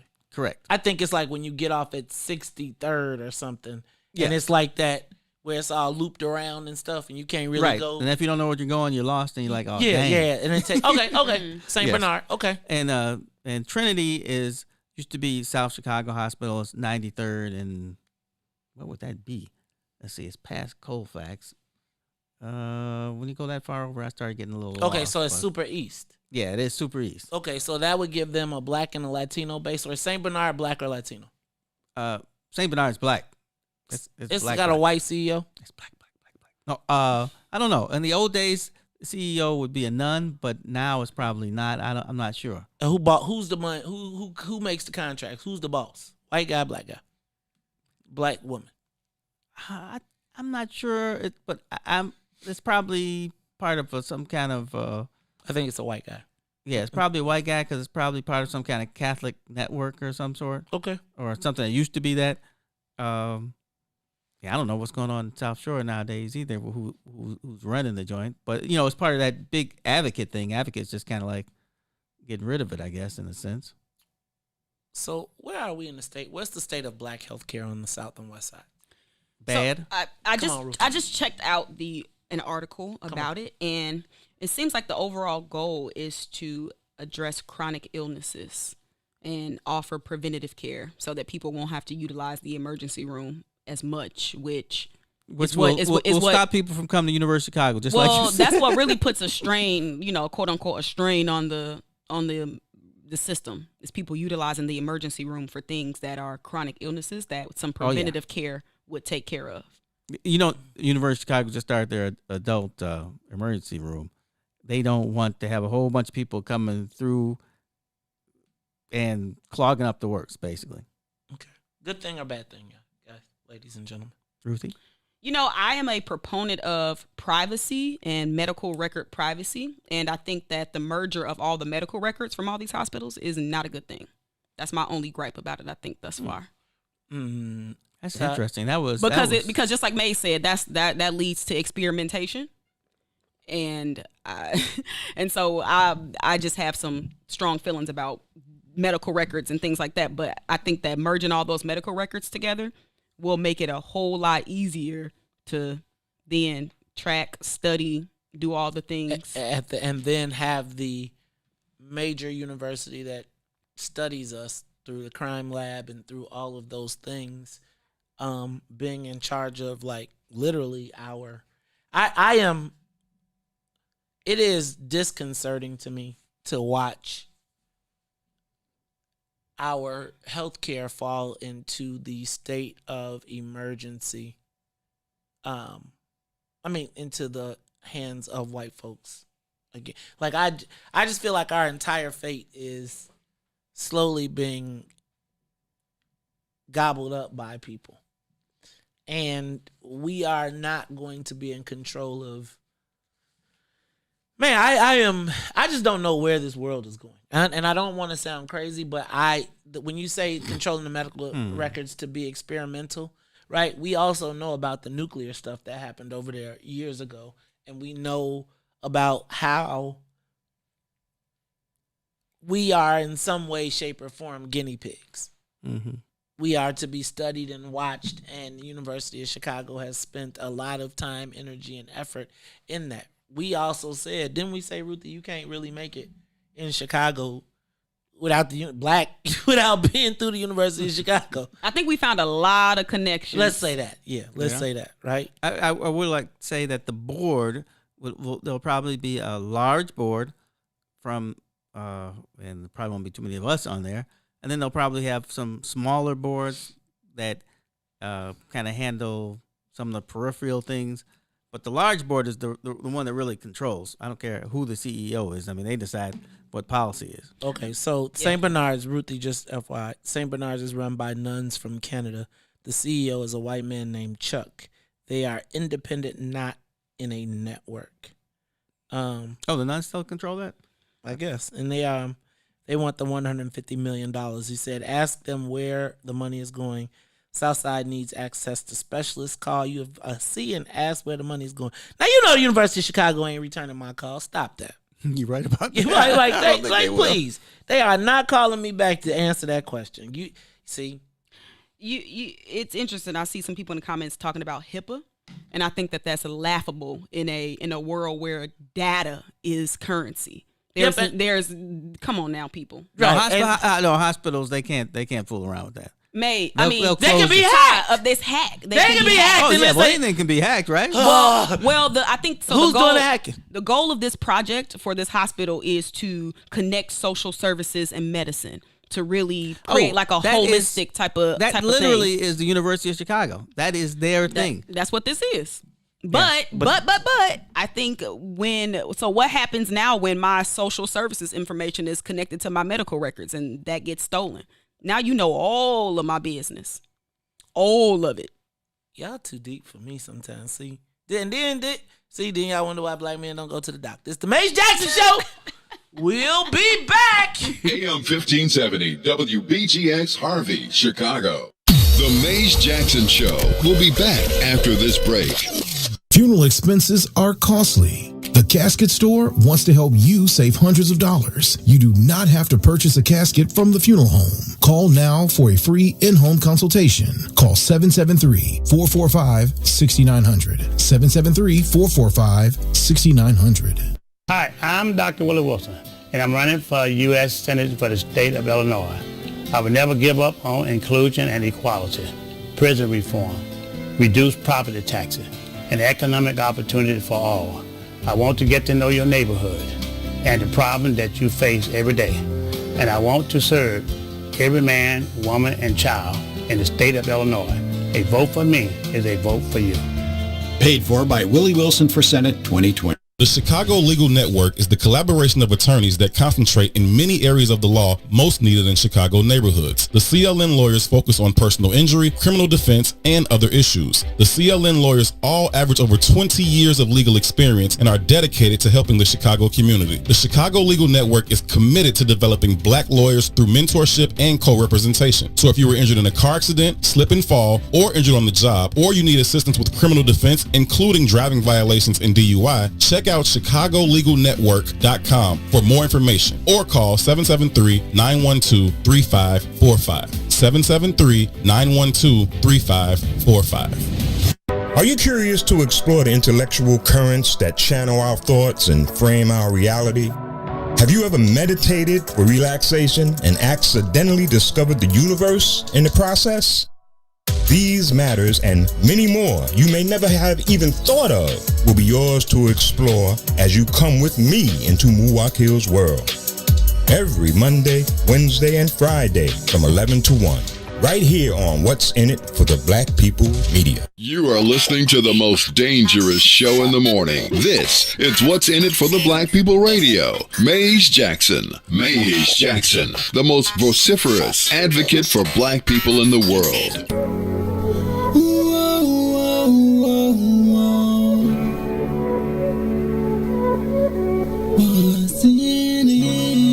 What's in it for the black people? Cause economically we are not equal. Waking up to lies, can't doze no more. I told y'all this, that dangerous show. Don't go to church if you ain't trying to help us. Don't even try to be around and can't protect us. We see the lies of the politicians. We need money, no symbolism. It's Mace and Sonia and Ruthie and Todd explaining how we all come from God, giving us tools to beat the odds. If we united, our movement gon' start. They ain't tryna help us, they ain't tryna do nothing. We gotta do something, we gotta stop running. It's time to confront the problem. Really, you expect your oppressor to solve us. What's in it for the black people? All the lies we didn't heard before. Time to pay attention, you gotta do more than listen.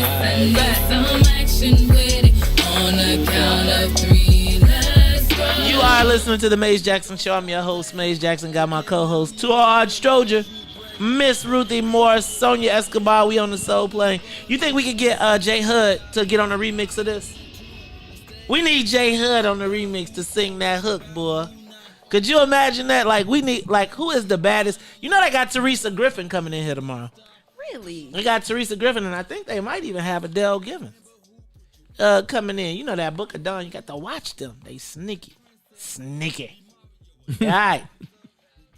But shout out to Remy Steele and Young Sage for the new song. I'm telling you, it's catchy. Remy, What's catch him in the for comments. Black people? Man, Remy be going so hard, super hard. Shout out to all of the What's in It for the Black People family. Also want to remind you all, we have hard copies officially, the printed copies of the What's in It for the Black People Voters Guide. If you're listening on WBGX 1570 AM, if you are listening on the TuneIn app, if you are watching on Facebook Live, YouTube Live, or Twitch, you can get the What's in It for. If you're interested in being a distributor of the What's in It for the Black People Voters Guide, let us know. Reach out to us via social media on the Maze Jackson page. Send us an inbox, and we'll make arrangements for you to have some so people can stop by and pick them up. You know, I hope Solo Beauty will pick them up. I know I'll drop them off. Take them off. Nidra Williams over there doing her thing. She told me, y'all, she got 179 new clients last month, courtesy of With the Buh Media. Because that's where you are respected and appreciated. Look at you. Shout out to Listen, Solo if you have Beauty. ever been followed in a store, then you can really appreciate somebody saying that you are respected and appreciated. You know what? Shout out to Solo Beauty Supply. They put their money where their mouth is. I can always count. You know, they sent us those lunches. Next time somebody, hey y'all, I think we're supposed to get breakfast tomorrow too. Can I just say something? Yes, you can. I'm hungry. I mean, you know what? Y'all got to show some love to What's in It for the Black People Media. We down here. I got people working for snacks. Could y'all help a brother? Send over some. I'm gonna start. You know what we need to have? What? We need to have a restaurant review program. Like, we should go, like, Absolutely. Ruthie and Todd. Like delivery service. Do they come to the door? Ooh, Social ooh, distancing. Who does it better? Oh, we should do all of that stuff. That's We should good film that. We should do all, like, okay, I'm going to stop telling you what we should do. All right. No honor producing. Okay. Check this out. Shout out to LeBron James. I'm about to, y'all want to talk about triggered? We're about to trigger some people today. Shout out to Mike Brown. He'll be on today, 11 to 1. Book of Dawn, 9 to 11. Shout out to the Bigs. I can't wait to, man, I'm the Bigs just got a new executive producer too. Y'all know Donnie Kirksey, DK? DK is my big bro, but DK is, don't tell nobody, but he made the Fab Five. He put it together. He's basketball, like Chicago. You know, That's big stuff. Gotta watch Even the though if you want to impress me, they'd have gone to like Howard. he's the head coach of CVS. He was just recently the head coach of CVS. Looking to have him bring in some, we're going to be parents. If you got an 8th grade basketball star, or if you have a high school, we're going to be doing the Player of the Week again. Oh. Right? So we're going to start doing a high school Player of the Week, and we're also going to start reviewing, because, high school sports and high school basketball in Chicago is huge. We should have the Player of the Week play me and Horace. You know what? That No would be, dunking allowed. that would be funny, though. That would, like, we're going to do some real creative and innovative things in that space. All right? Yeah, it's the, what's going on? All right, so check it out, y'all. All right, here we go. I want to talk about LeBron James, though. And when I say I want to talk about LeBron James, I know y'all feel a certain way. I got nothing against LeBron James. I know Ruthie, she can't stand him. Listen, I think LeBron is the GOAT. I think he's an exemplary example. Cut her mic off. Of an athlete. Cut her mic. She said too much. I was wrong. I'm sorry. Forgive me, audience.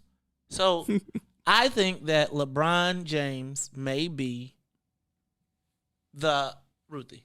Hit the play. I think LeBron James may be the most respected player, general manager in the history of basketball.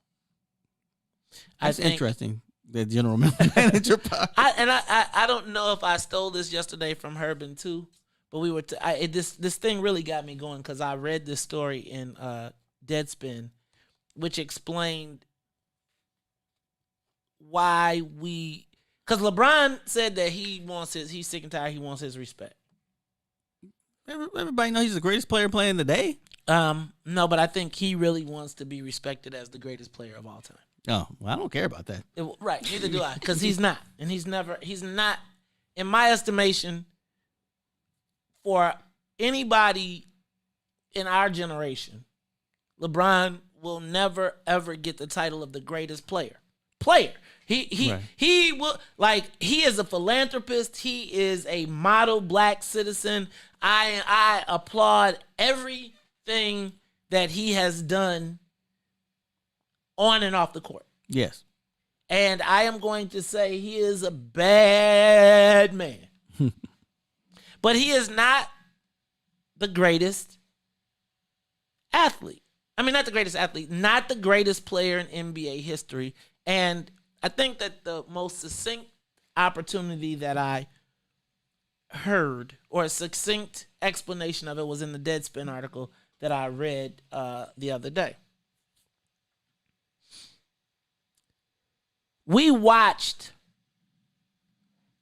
as other great teams and heroes on those teams climbed the mountain and overcame the challenges. Mm-hmm. We watched as the Detroit Pistons finally beat. When the Detroit Pistons finally beat the Lakers. I mean, the Celtics. The Celtics. Right. Right? And it was like it took them years to beat their nemesis. Right. And finally, they had the grit and the toughness and they won. Yeah. Then we saw Mike go through 7 years of ups and downs, hopes dashed, the whole thing, knowing that he was the greatest. And eventually, with the Bulls, they put all the stuff together and they climbed the mountain. Right. We watched Kobe climb the mountain. Mm-hmm. We watched Dwayne Wade and those guys climb the mountain the first time. First time. And then we see this prototypical player who is, as Herb described, a freak of nature, who is built. He is a tight end. I always thought he more was like a defensive tackle. Just the most athletic defensive tackle in the world. Okay, so a defensive tackle. He's big, he's bodied, he's muscled. But like so many millennials, he wasn't willing to put the work in. He wanted it quicker. Right, he wanted it now. So even though he got to the finals with Cleveland and he was right at the cusp. How many players never get to a finals? He tapped out and went to another team, right? Now, I'm not saying he doesn't have the right to control his body. Tapped out is an oversimplified way to say that he had been trying to get some help for a minute. And once he realized that they weren't going to do it the way that he wanted to do it, he said, I'm taking my talents to South Beach. I got you. So this is, and here. It's a little more complicated. So wait, because I think here's the. But it is a little more complicated about South Beach, though. Okay, so I'm going to let you add into it.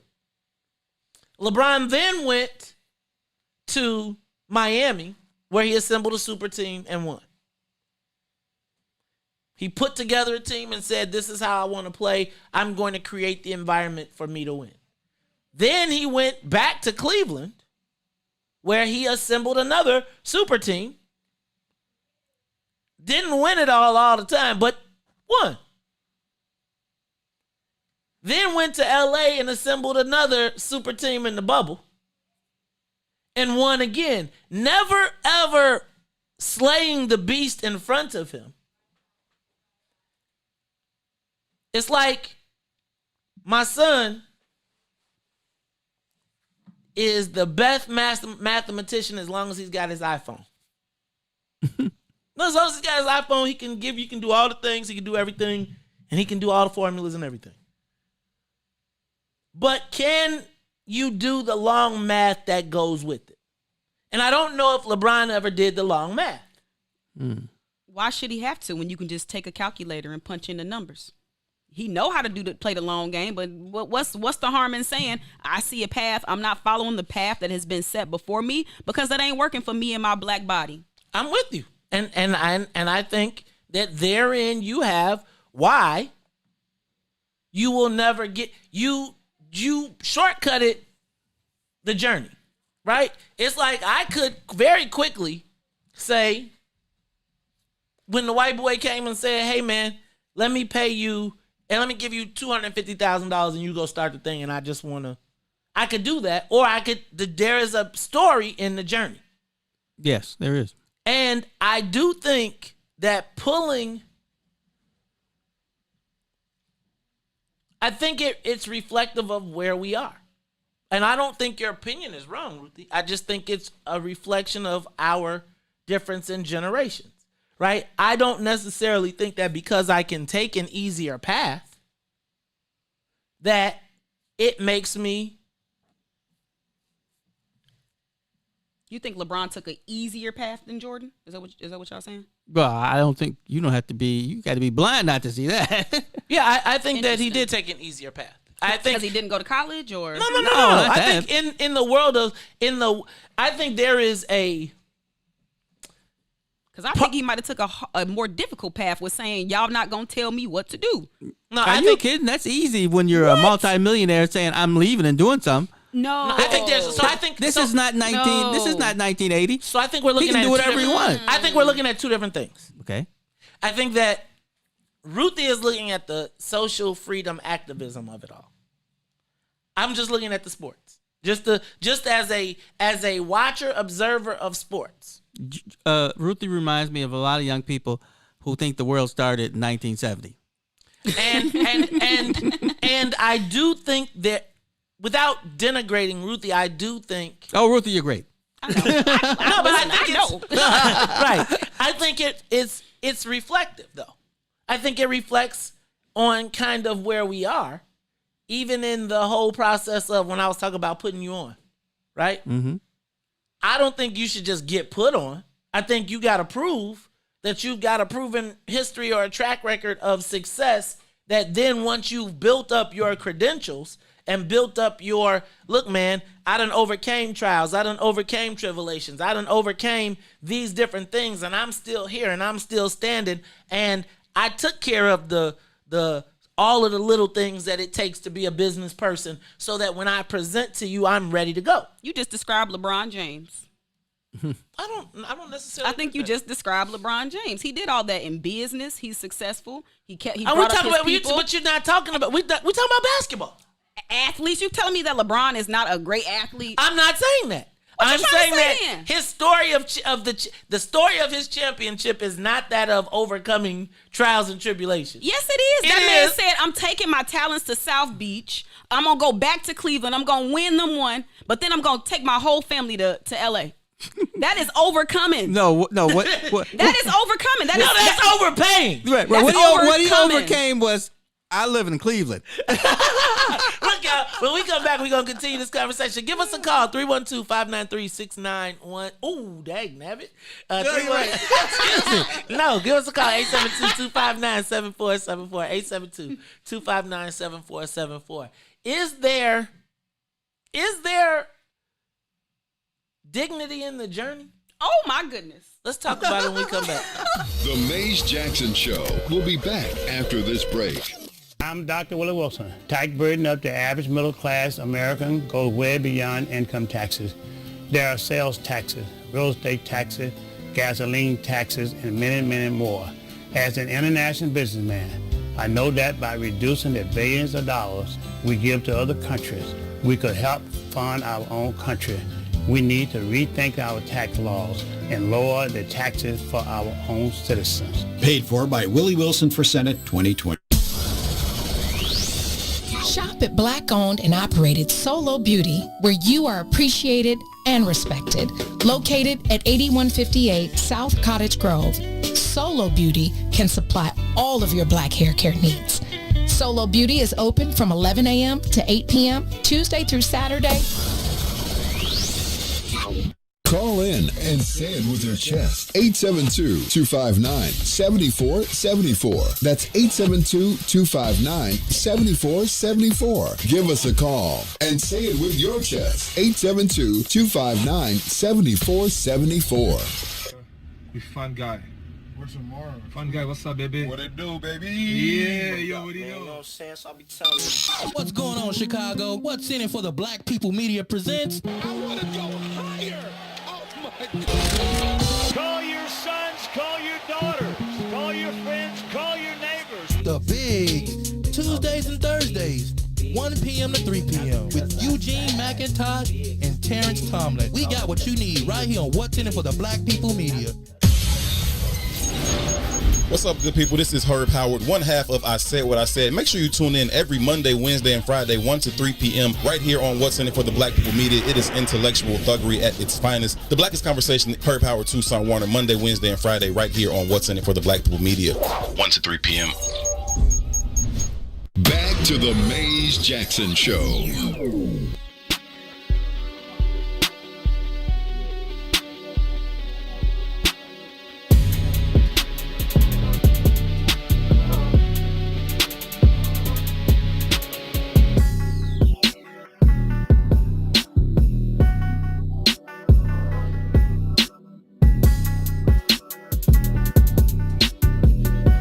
Listening to the Maze Jackson Show. I'm your host, Maze Jackson. We are about to listen to Ruthie Moore explain why there is no value in the journey. No, that is not what I'm saying. I don't think that we can say that LeBron took the path of least resistance in the context of saying that that's why he's not great, is because he went and played with some other good players. So that's what he should do. Take your talents to South Beach.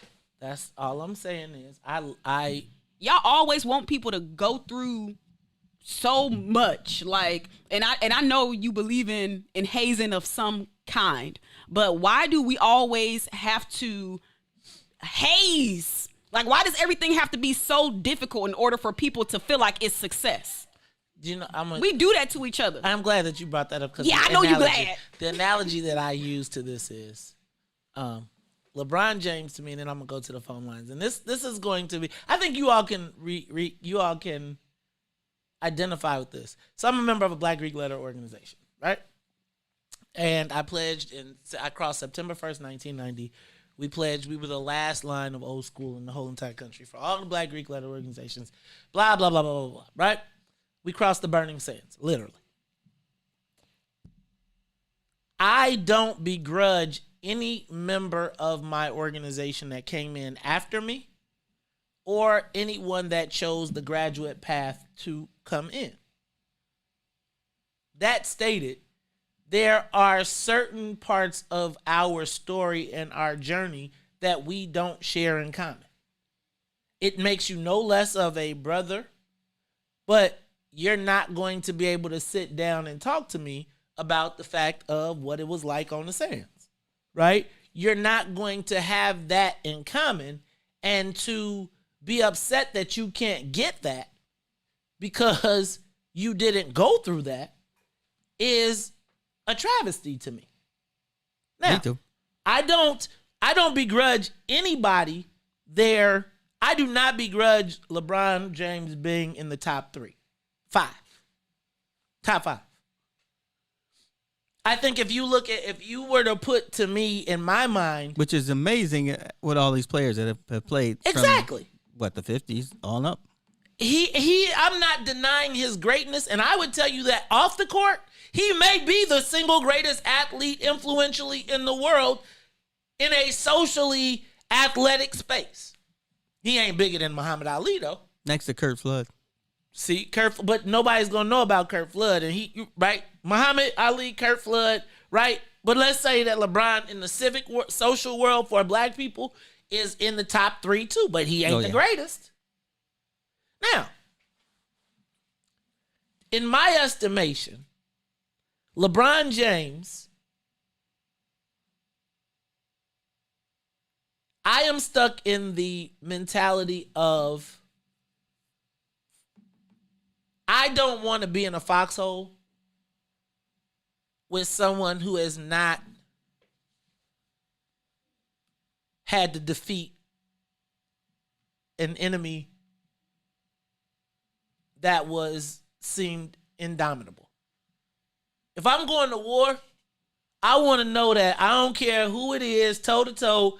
Like if it's just me and you, there's nobody that has the stronger will. Now we might get our butts kicked, but I guarantee you the next time I come back, I will have learned, and I will keep going until I finally win.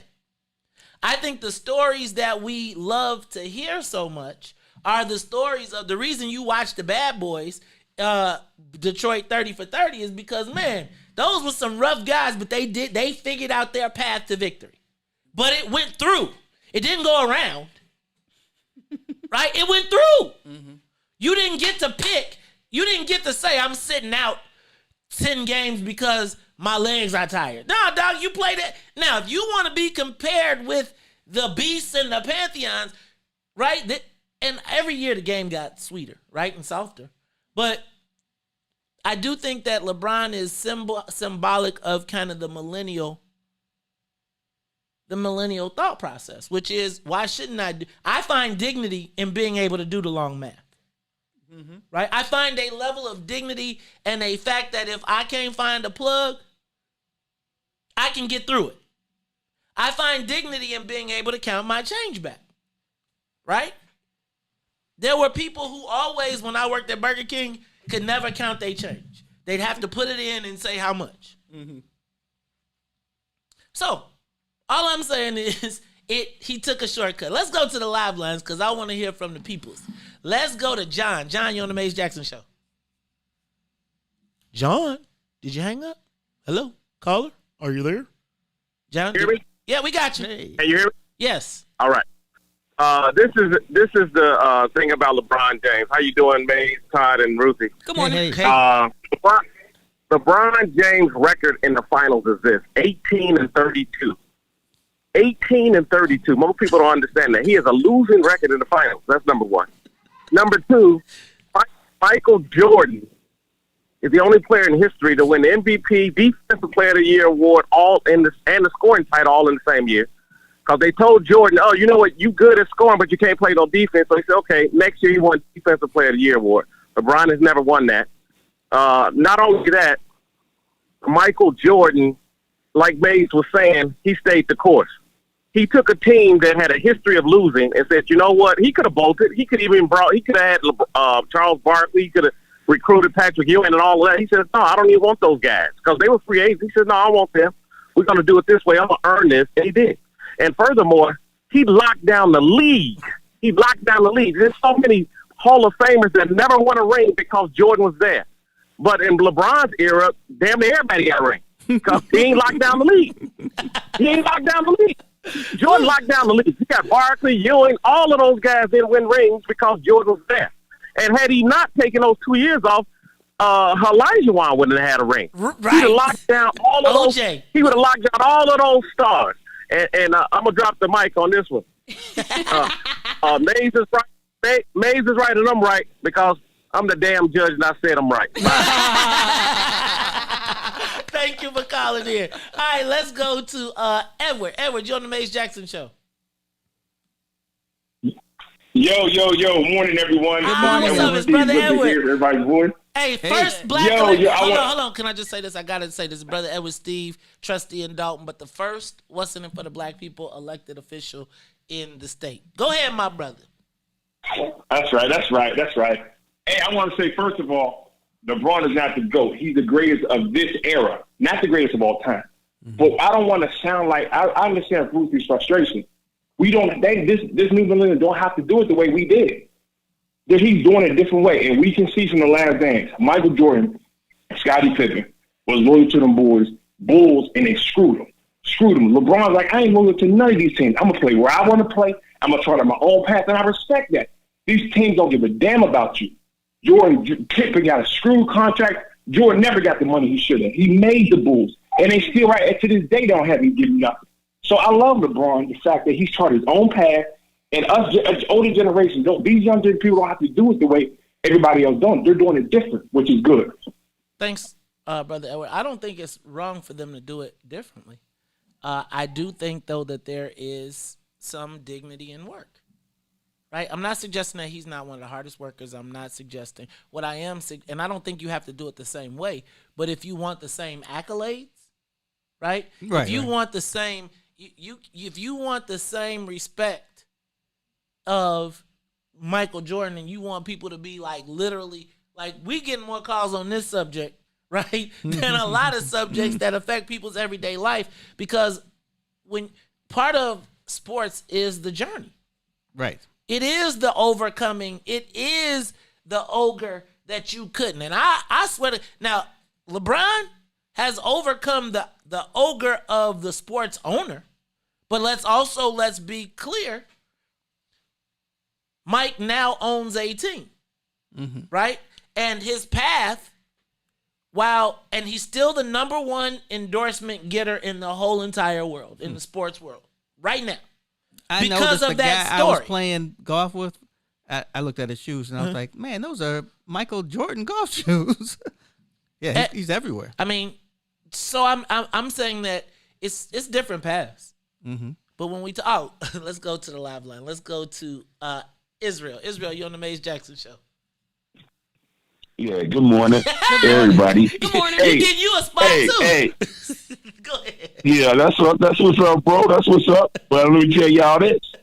Mike is not, and I'm from the era right between you and Todd. If you and say Todd, Kobe, I was in that group I'm putting you off. If you say Kobe. Yeah, hey, look at here. Hey. Maze, I was in the group with Todd, all this is from Chicago group, right? A basketball group. They kicked me out, though. This is why they kicked me out, because the old cats kicked me out, Maze. But it's because LeBron is the GOAT. Real quick, I'm going to tell you why. LeBron came in as a boss. He was messing with Jay-Z in high school. So when he came out, he didn't get pimped 1 penny from the NCAA. First of all, he came in with his own group, his boys from high school. They established a great team, and then they went and dominated. He carried a franchise on his back at 18. Okay, he even won with 4 different, and he didn't have no super teams. Every team he played with after they won the championship, they was garbage. Before they got there, he was garbage. When he left, they was garbage. When Mike left the Bulls, they went to the Eastern Conference Finals. He outscored Michael Jordan.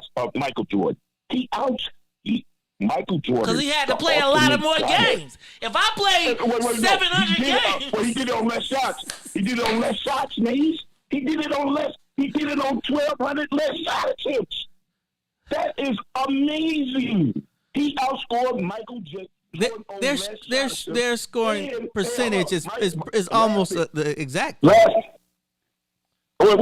thing, Mike played 15 years, 6 years. The other 9 years was loser. The last 10 years, they talk about everybody's getting rings on LeBron.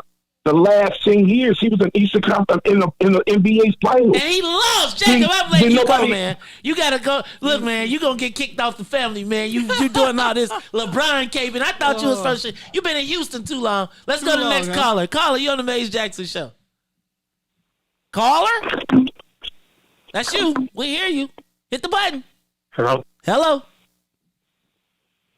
Come Morning, on. How y'all doing? Oh, great. Thank you. Maze, I just wanted to give you some props. This is a great show.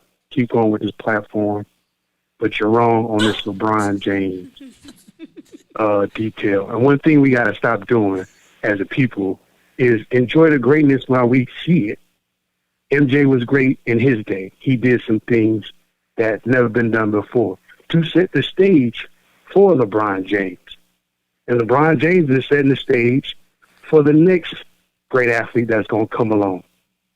So we have to recognize and enjoy the greatness while we can.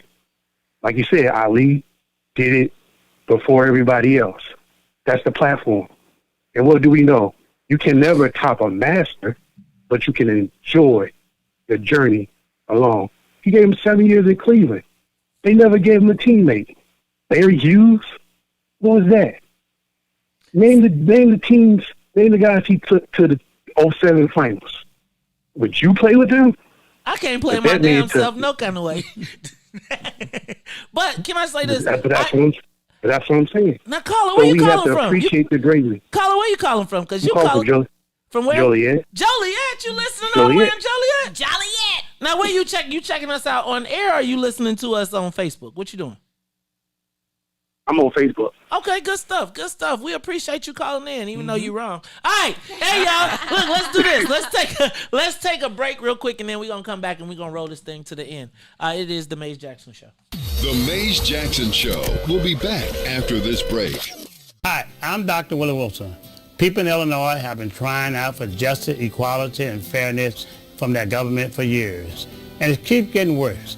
Unfair taxes, laws that unjustly imprison nonviolent offenders. The rich get richer, and the everyday people suffer. It's time for a change, and with your help, I'm here to do it. I'm asking for your support as I run for U.S. Senator in 2020. Paid for by Willie Wilson for Senate 2020. The Chicago Legal Network is the collaboration of attorneys that concentrate in many areas of the law most needed in Chicago neighborhoods. The CLN lawyers focus on personal injury, criminal defense, and other issues. The CLN lawyers all average over 20 years of legal experience and are dedicated to helping the Chicago community. The Chicago Legal Network is committed to developing black lawyers through mentorship and co-representation. So if you were injured in a car accident, slip and fall, or injured on the job, or you need assistance with criminal defense, including driving violations and DUI, check out ChicagoLegalNetwork.com for more information or call 773-912-3545. 773-912-3545. Shop at Black-owned and operated Solo Beauty, where you are appreciated and respected. Located at 8158 South Cottage Grove, Solo Beauty can supply all of your black hair care needs. Solo Beauty is open from 11 a.m. to 8 p.m., Tuesday through Saturday. Back to the Maze Jackson Show.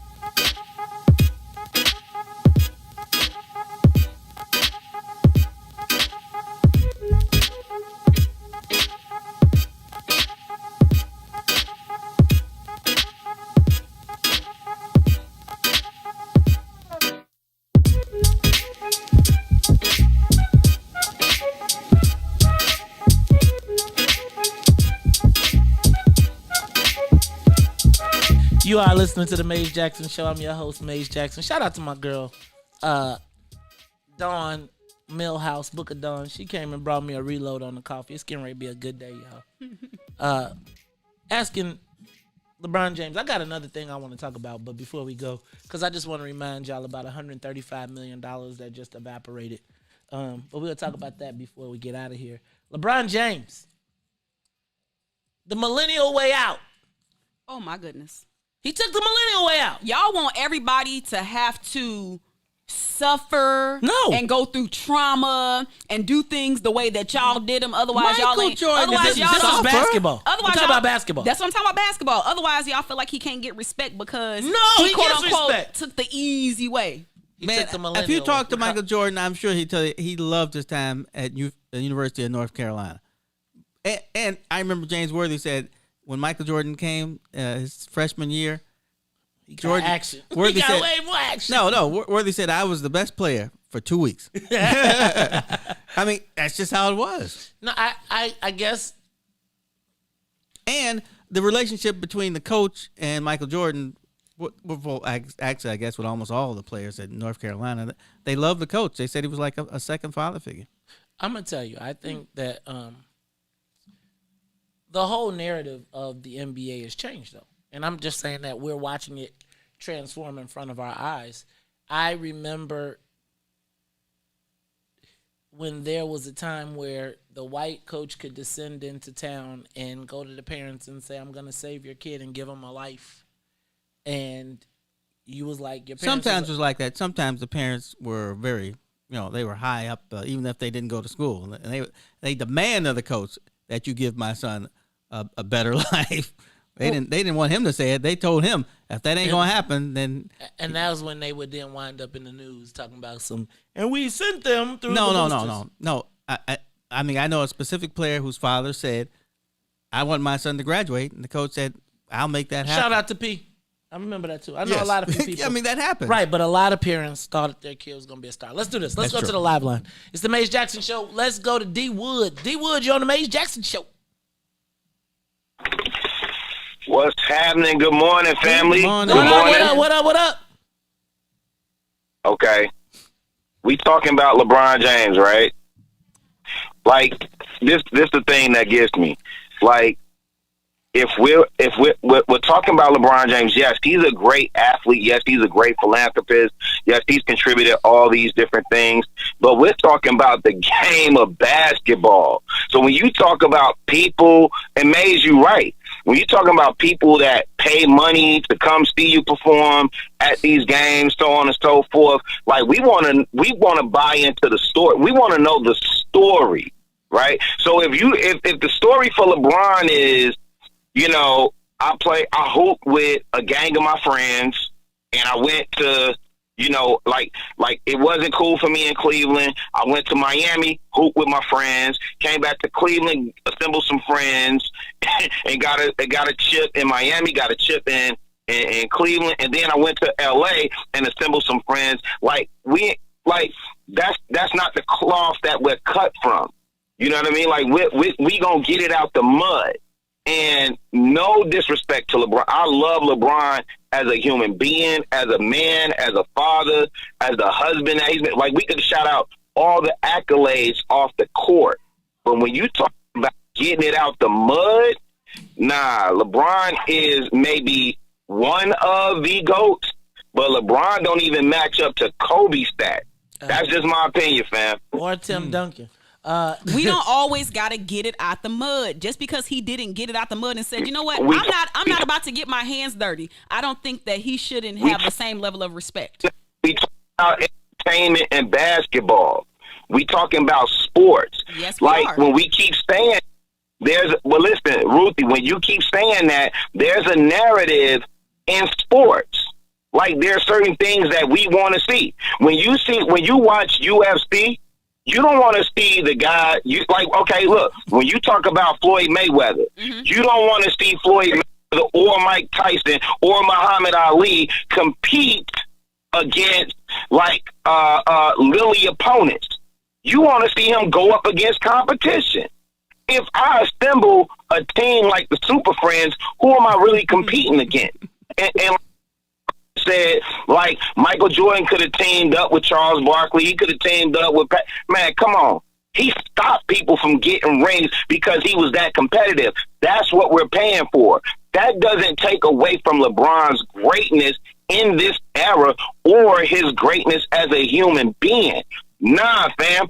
Some things you gotta get out the mud. And let me hold you right there, because I think somebody said something. So earning it does not equal necessarily trauma. That's how y'all, but I feel like that is like, this is basketball we're talking about, though. I just want to be clear that we're talking about people playing out the mud, which means that if you don't go through struggle and strife with staying on a team that's trying to be rebuilt for 20, 30 years, and you say, you know what, I'm leaving, then y'all don't respect that. No, I'm saying that you're not. This is how I am. I'm a combatant. Right? Mm-hmm. I am a combatant. Mm-hmm. I want to combat and beat the baddest man on the field. I'll play King of the... You ever play King of the Mountain? Yeah. So when you play King of the Mountain, the premise of King of the Mountain is the baddest man get to the top of the hill. Okay. Right? And that means that if whoever is in front of me, I got to move them out of the way. There's not going to be a point where I can say, okay, let's team up together and let's jump on him and then we going to... No, it is. And I think that is... That is a strategy, actually, but go ahead. It is a strategy. A good one that LeBron employed. That said, hey, let's all go up here and we can all be the kings. Let's come on up. Everybody, let's come on up. We don't have to work within this system. The king of... It's different ways to get to the mountain. The king of social activism. not the king of basketball. Right? You the king of social activism. You're the king of socially active basketball. You are the king of raising money and the stats. You are not the king.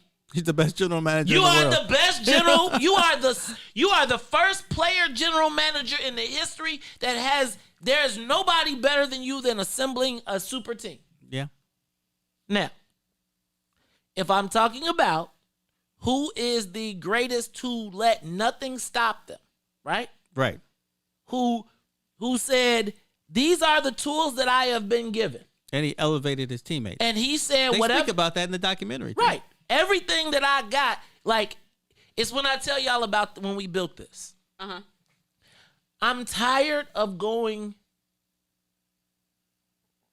to the party by myself. Right? I'm tired of going to the party by myself. And so I feel like my job right now is to try and bring everybody up. Mm-hmm. That's all I i.e. see. LeBron. Huh? LeBron. Okay, let's go to James. See James. how we can't separate sports and social activism? Yes, we can. Yes, we can. You just took it to social activism. No, I didn't. When you said, I don't want to be the only person by myself. And I think that is exactly what LeBron has been preaching since he came into the league.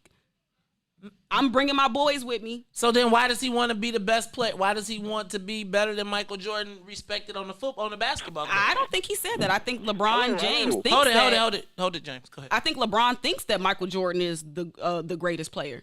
Okay. I don't know if he said that. Let's go to the live line. I think that's what he's upset for. What's up? Go ahead, James. What's up, man? What up, man? Just James, man. Hey, Ruthie. I'm on your team. Ruthie, trust me, Ruthie, you do not stand alone. First of all, everybody always want to talk about what they wouldn't have did back when Michael Jordan played. First of all, them Negroes didn't have the mentality to do what a LeBron James is doing. They didn't know they worked back then. Everybody talks about, he's in this 3-year contract, and he go here, then he go here. You think if they had the freedom, they had the mentality, if they knew they worked back then, they would have exercised that? That's what LeBron did. He revolutionized the game. He empowered the other players also. And for Ruthie, I was listening to Fox News, and I heard one of the commentators say, and this is so true, because we create this atmosphere where the arrows that's thrown at him, a lot of them is coming from out of his community. The commentator goes, well, they don't even like him in his own community, and that blew me. Here you got a man like a LeBron James. I mean, with Clutch Sports, look how he has freed so many of them players. Who wants to be stuck in a 10-year nothing contract? If Michael Jordan was so powerful back then, Scottie Pippen would have had a contract. What's the brother name that went to the White House and they banned him from the game? Craig Hodges. This is something LeBron would do. LeBron would have stepped up for Craig Hodges. Like he did for Scottie Delonte Pippen would have West. got a. Like he did Scottie for Pippen would Delonte. have got a Hold on, contract. James. And see, Like he stepped up for Delonte. That's the problem. That's the problem with that era that y'all keep talking about. That era was a dead era. We talk about this new generation. You can call them what you want. They are every crazy in the world, but they're the most fearless generation. And I applaud you, Ruthie. And it's just going to take for this mentality, this old mentality. And I'm part of that mentality. Even though I don't think like them, it's going to take for that mentality to die off, Ruthie, before we free, because we still slaves, man. We still have that slave mentality. And another thing, man, the reason why Michael Jordan is loved so much, why he's still selling, because he was marketed that way. White folks love Michael Jackson because he was the perfect Negro. He was that Negro that shut up and dribbled. And that's why they love him. Okay. I think that's okay. That's your opinion. I think. Again, you know what Michael Jordan did when he got to Chicago and they interviewed him? What? He said that I like to bring a championship to the city. And that's why he didn't leave. He could have left. He didn't have like a 10-year contract. These guys had 4 or 5 years. They could leave. They could have left. Michael Jordan, in the end, he had 1-year contracts. He could have left any time and said, I think I'm going to go to New York, which is a bigger market than Chicago. I'm going to play with my good buddy, Patrick Ewing. But he didn't. Here's all I'm going to say. I think that we are conflating social, who I would give LeBron top 3. with basketball. I love LeBron. I mean, he just ain't the greatest basketball player. Exactly, and it's always interesting to me. And this I just want to point out. Oh, before you said, and Michael Jordan played every game. Right. And you know why? Because he knew he was the biggest thing in the market, and that he felt he should give every fan a chance to see him play. Right. So what I find interesting is this was a sports conversation, right? It was a sports conversation. Light, fluffy, LeBron versus Jordan. Right. And I do think that it demonstrates a divide. However, I do also think of, like, the part with James and, like, they should die off. And, like, I'm just going to say, just hear me out every single day. It goes back to what I say that young people think that the world, but I'm going to change it. I'm going to say the world started in 1959. No, I'm not even going to go that far. I'm just going to say that. And it's just, sometimes it's difficult for me. Because in this world that we live in, and we were having a sports conversation, right? And every day, all day, I spend all day talking about, and I said, we're going to lighten up the conversation today and talk about LeBron, right? Because I knew it would be controversial. But, in some kind of way out of that, even though every day I needed to die off, right? Like, I think word choice is important. Mm-hmm.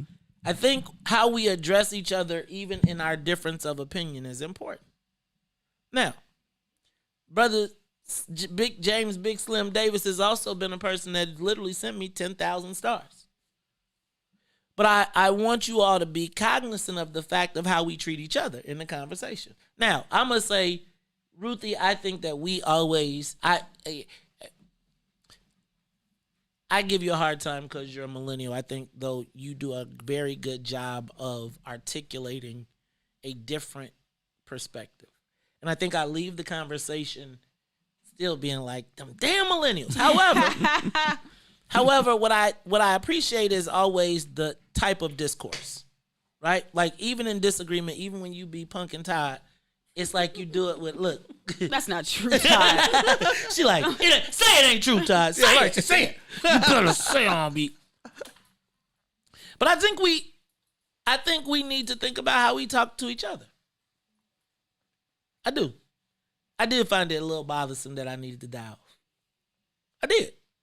Oh, you referring to the? Yeah, I don't think he meant like you personally. I think he's talking about like a certain mentality. But I'm suggesting again that we were having a conversation. Mm-hmm. I'm in the conversation. I'm the opposite. I'm opposite of the opinion that you have. Right? It is. No, it wasn't personal. He meant you and all the kind like you that think that LeBron James and everybody who was born at your date and forward. But this is what I'm saying over LeBron James, though. Right. This is all I'm saying over basketball. And I'm giving you LeBron James. He's just not my greatest. Right. I articulated my reasons as to why. And I'm talking about on the basketball floor. I'm going to tell you that when I watch ESPN 30 for 30, mm-hmm. I don't watch ESPN 30 for 30 because I want to see a primrose path. I watch 30 for 30 because I want to know that when I walk out in the world that I don't always have the ability to move the world around me. And I like the journey of how people overcome whatever challenges that are put in front of them. Mm-hmm. In this case, sometimes there are basketball challenges like on the floor. So when I'm watching ESPN or I'm watching NBA TV and I'm on NBA TV, I want to see the story. Right. I want to see the journey of triumph, right? Even when you watch any of the shows, even if you know the outcome and you know they're going to win, right? It is the steps, the trials, the things that they went through to become that finished product that you saw. I have a hard time watching the ones when they lose. He's going to die. And you don't always win. Yes, and I also appreciate the story of the person that didn't always climb to the level that they wanted to, but then made whatever happen.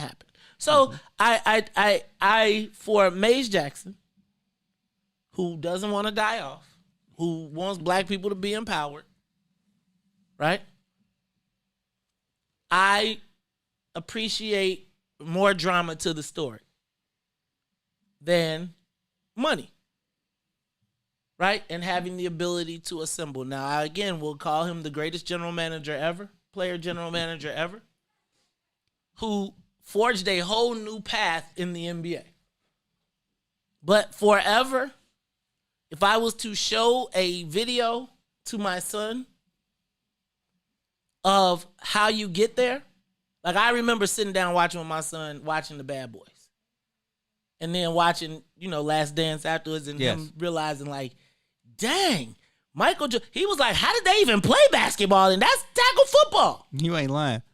Because, even at the gyms, everyone took their cue from the NBA. Man, it was rough for a 150-pound brother. So I think that's the story when I'm telling my son of the path. Like, it's just not going to be primrose and proper. That's right. All. But if it is, that's okay too, son, because I went through all of this struggle to show you a different path so you ain't got to get yours out the mud, son. Ain't nothing wrong with that. Hey, I wholeheartedly, that's the way I live for my children. Nothing wrong with that. Right. But if I give, but here's the point. I also know that you have to be prepared for adversity. Yeah, you got to be prepared for adversity. And I think I have, let me be clear. I believe in, hey, son, let me clear and knock down these trees so you don't have to. But I also recognize that my son, there's not every tree that I'm going to be there to knock down. He better have an axe. And he better learn how to sling that axe. Now, LeBron got a financial axe. He had the power to do it his own way. The world is different. That's another thing. Younger people tend to think that the world was always like, no, the world wasn't always like this. LeBron, if LeBron was getting paid $40,000 a year, he'd have to have a different life. He'd have a different way. The whole world is changing. Quick story: my dad said he was coming back home coming somewhere on the L, and he saw a Cardinal football player on the L with him after a game. Oh yeah, remember Big O used to tell us the mugs had part-time jobs. Ruthie, I'm gonna let you close though, cause I'm gonna still do my ending. I know you, but I'm gonna let you get your word in. Help us understand. I would just like to say that the new black athlete does not have to play by the same rules of the past. And I hope that as more black athletes continue to develop, that they put their blackness first and they resist and say no to these systems of oppression that have been put into place. LeBron is the GOAT, MVP, baby. We're going to let Ruth. And that was a pin drop. you saw me drop it. So I'm going to say this. I think that LeBron James, I'm actually wearing I'm wearing Kevin Durant shoes. He had Black History Month shoes. Oh, cool. Yeah. But let me just say this. Regardless of how it goes, they are all part of the black family. So whether that LeBron is your GOAT, whether Michael Jordan is your GOAT, for whatever reason it is, it's still not a reason for us to divide each other. Or right? Will Chamberlain. Right. Will Chamberlain was really the GOAT based on a whole nother number. But we'll let that be. Hey, y'all. So for Maze and Sonia and Ruthie and Todd, I am the host of the Maze Jackson Show, asking every single day, what's in it for the black people? You don't like it, you can still tell them. Maze said we out of here. Peace. AM 1570, WBGX Harvey, Chicago.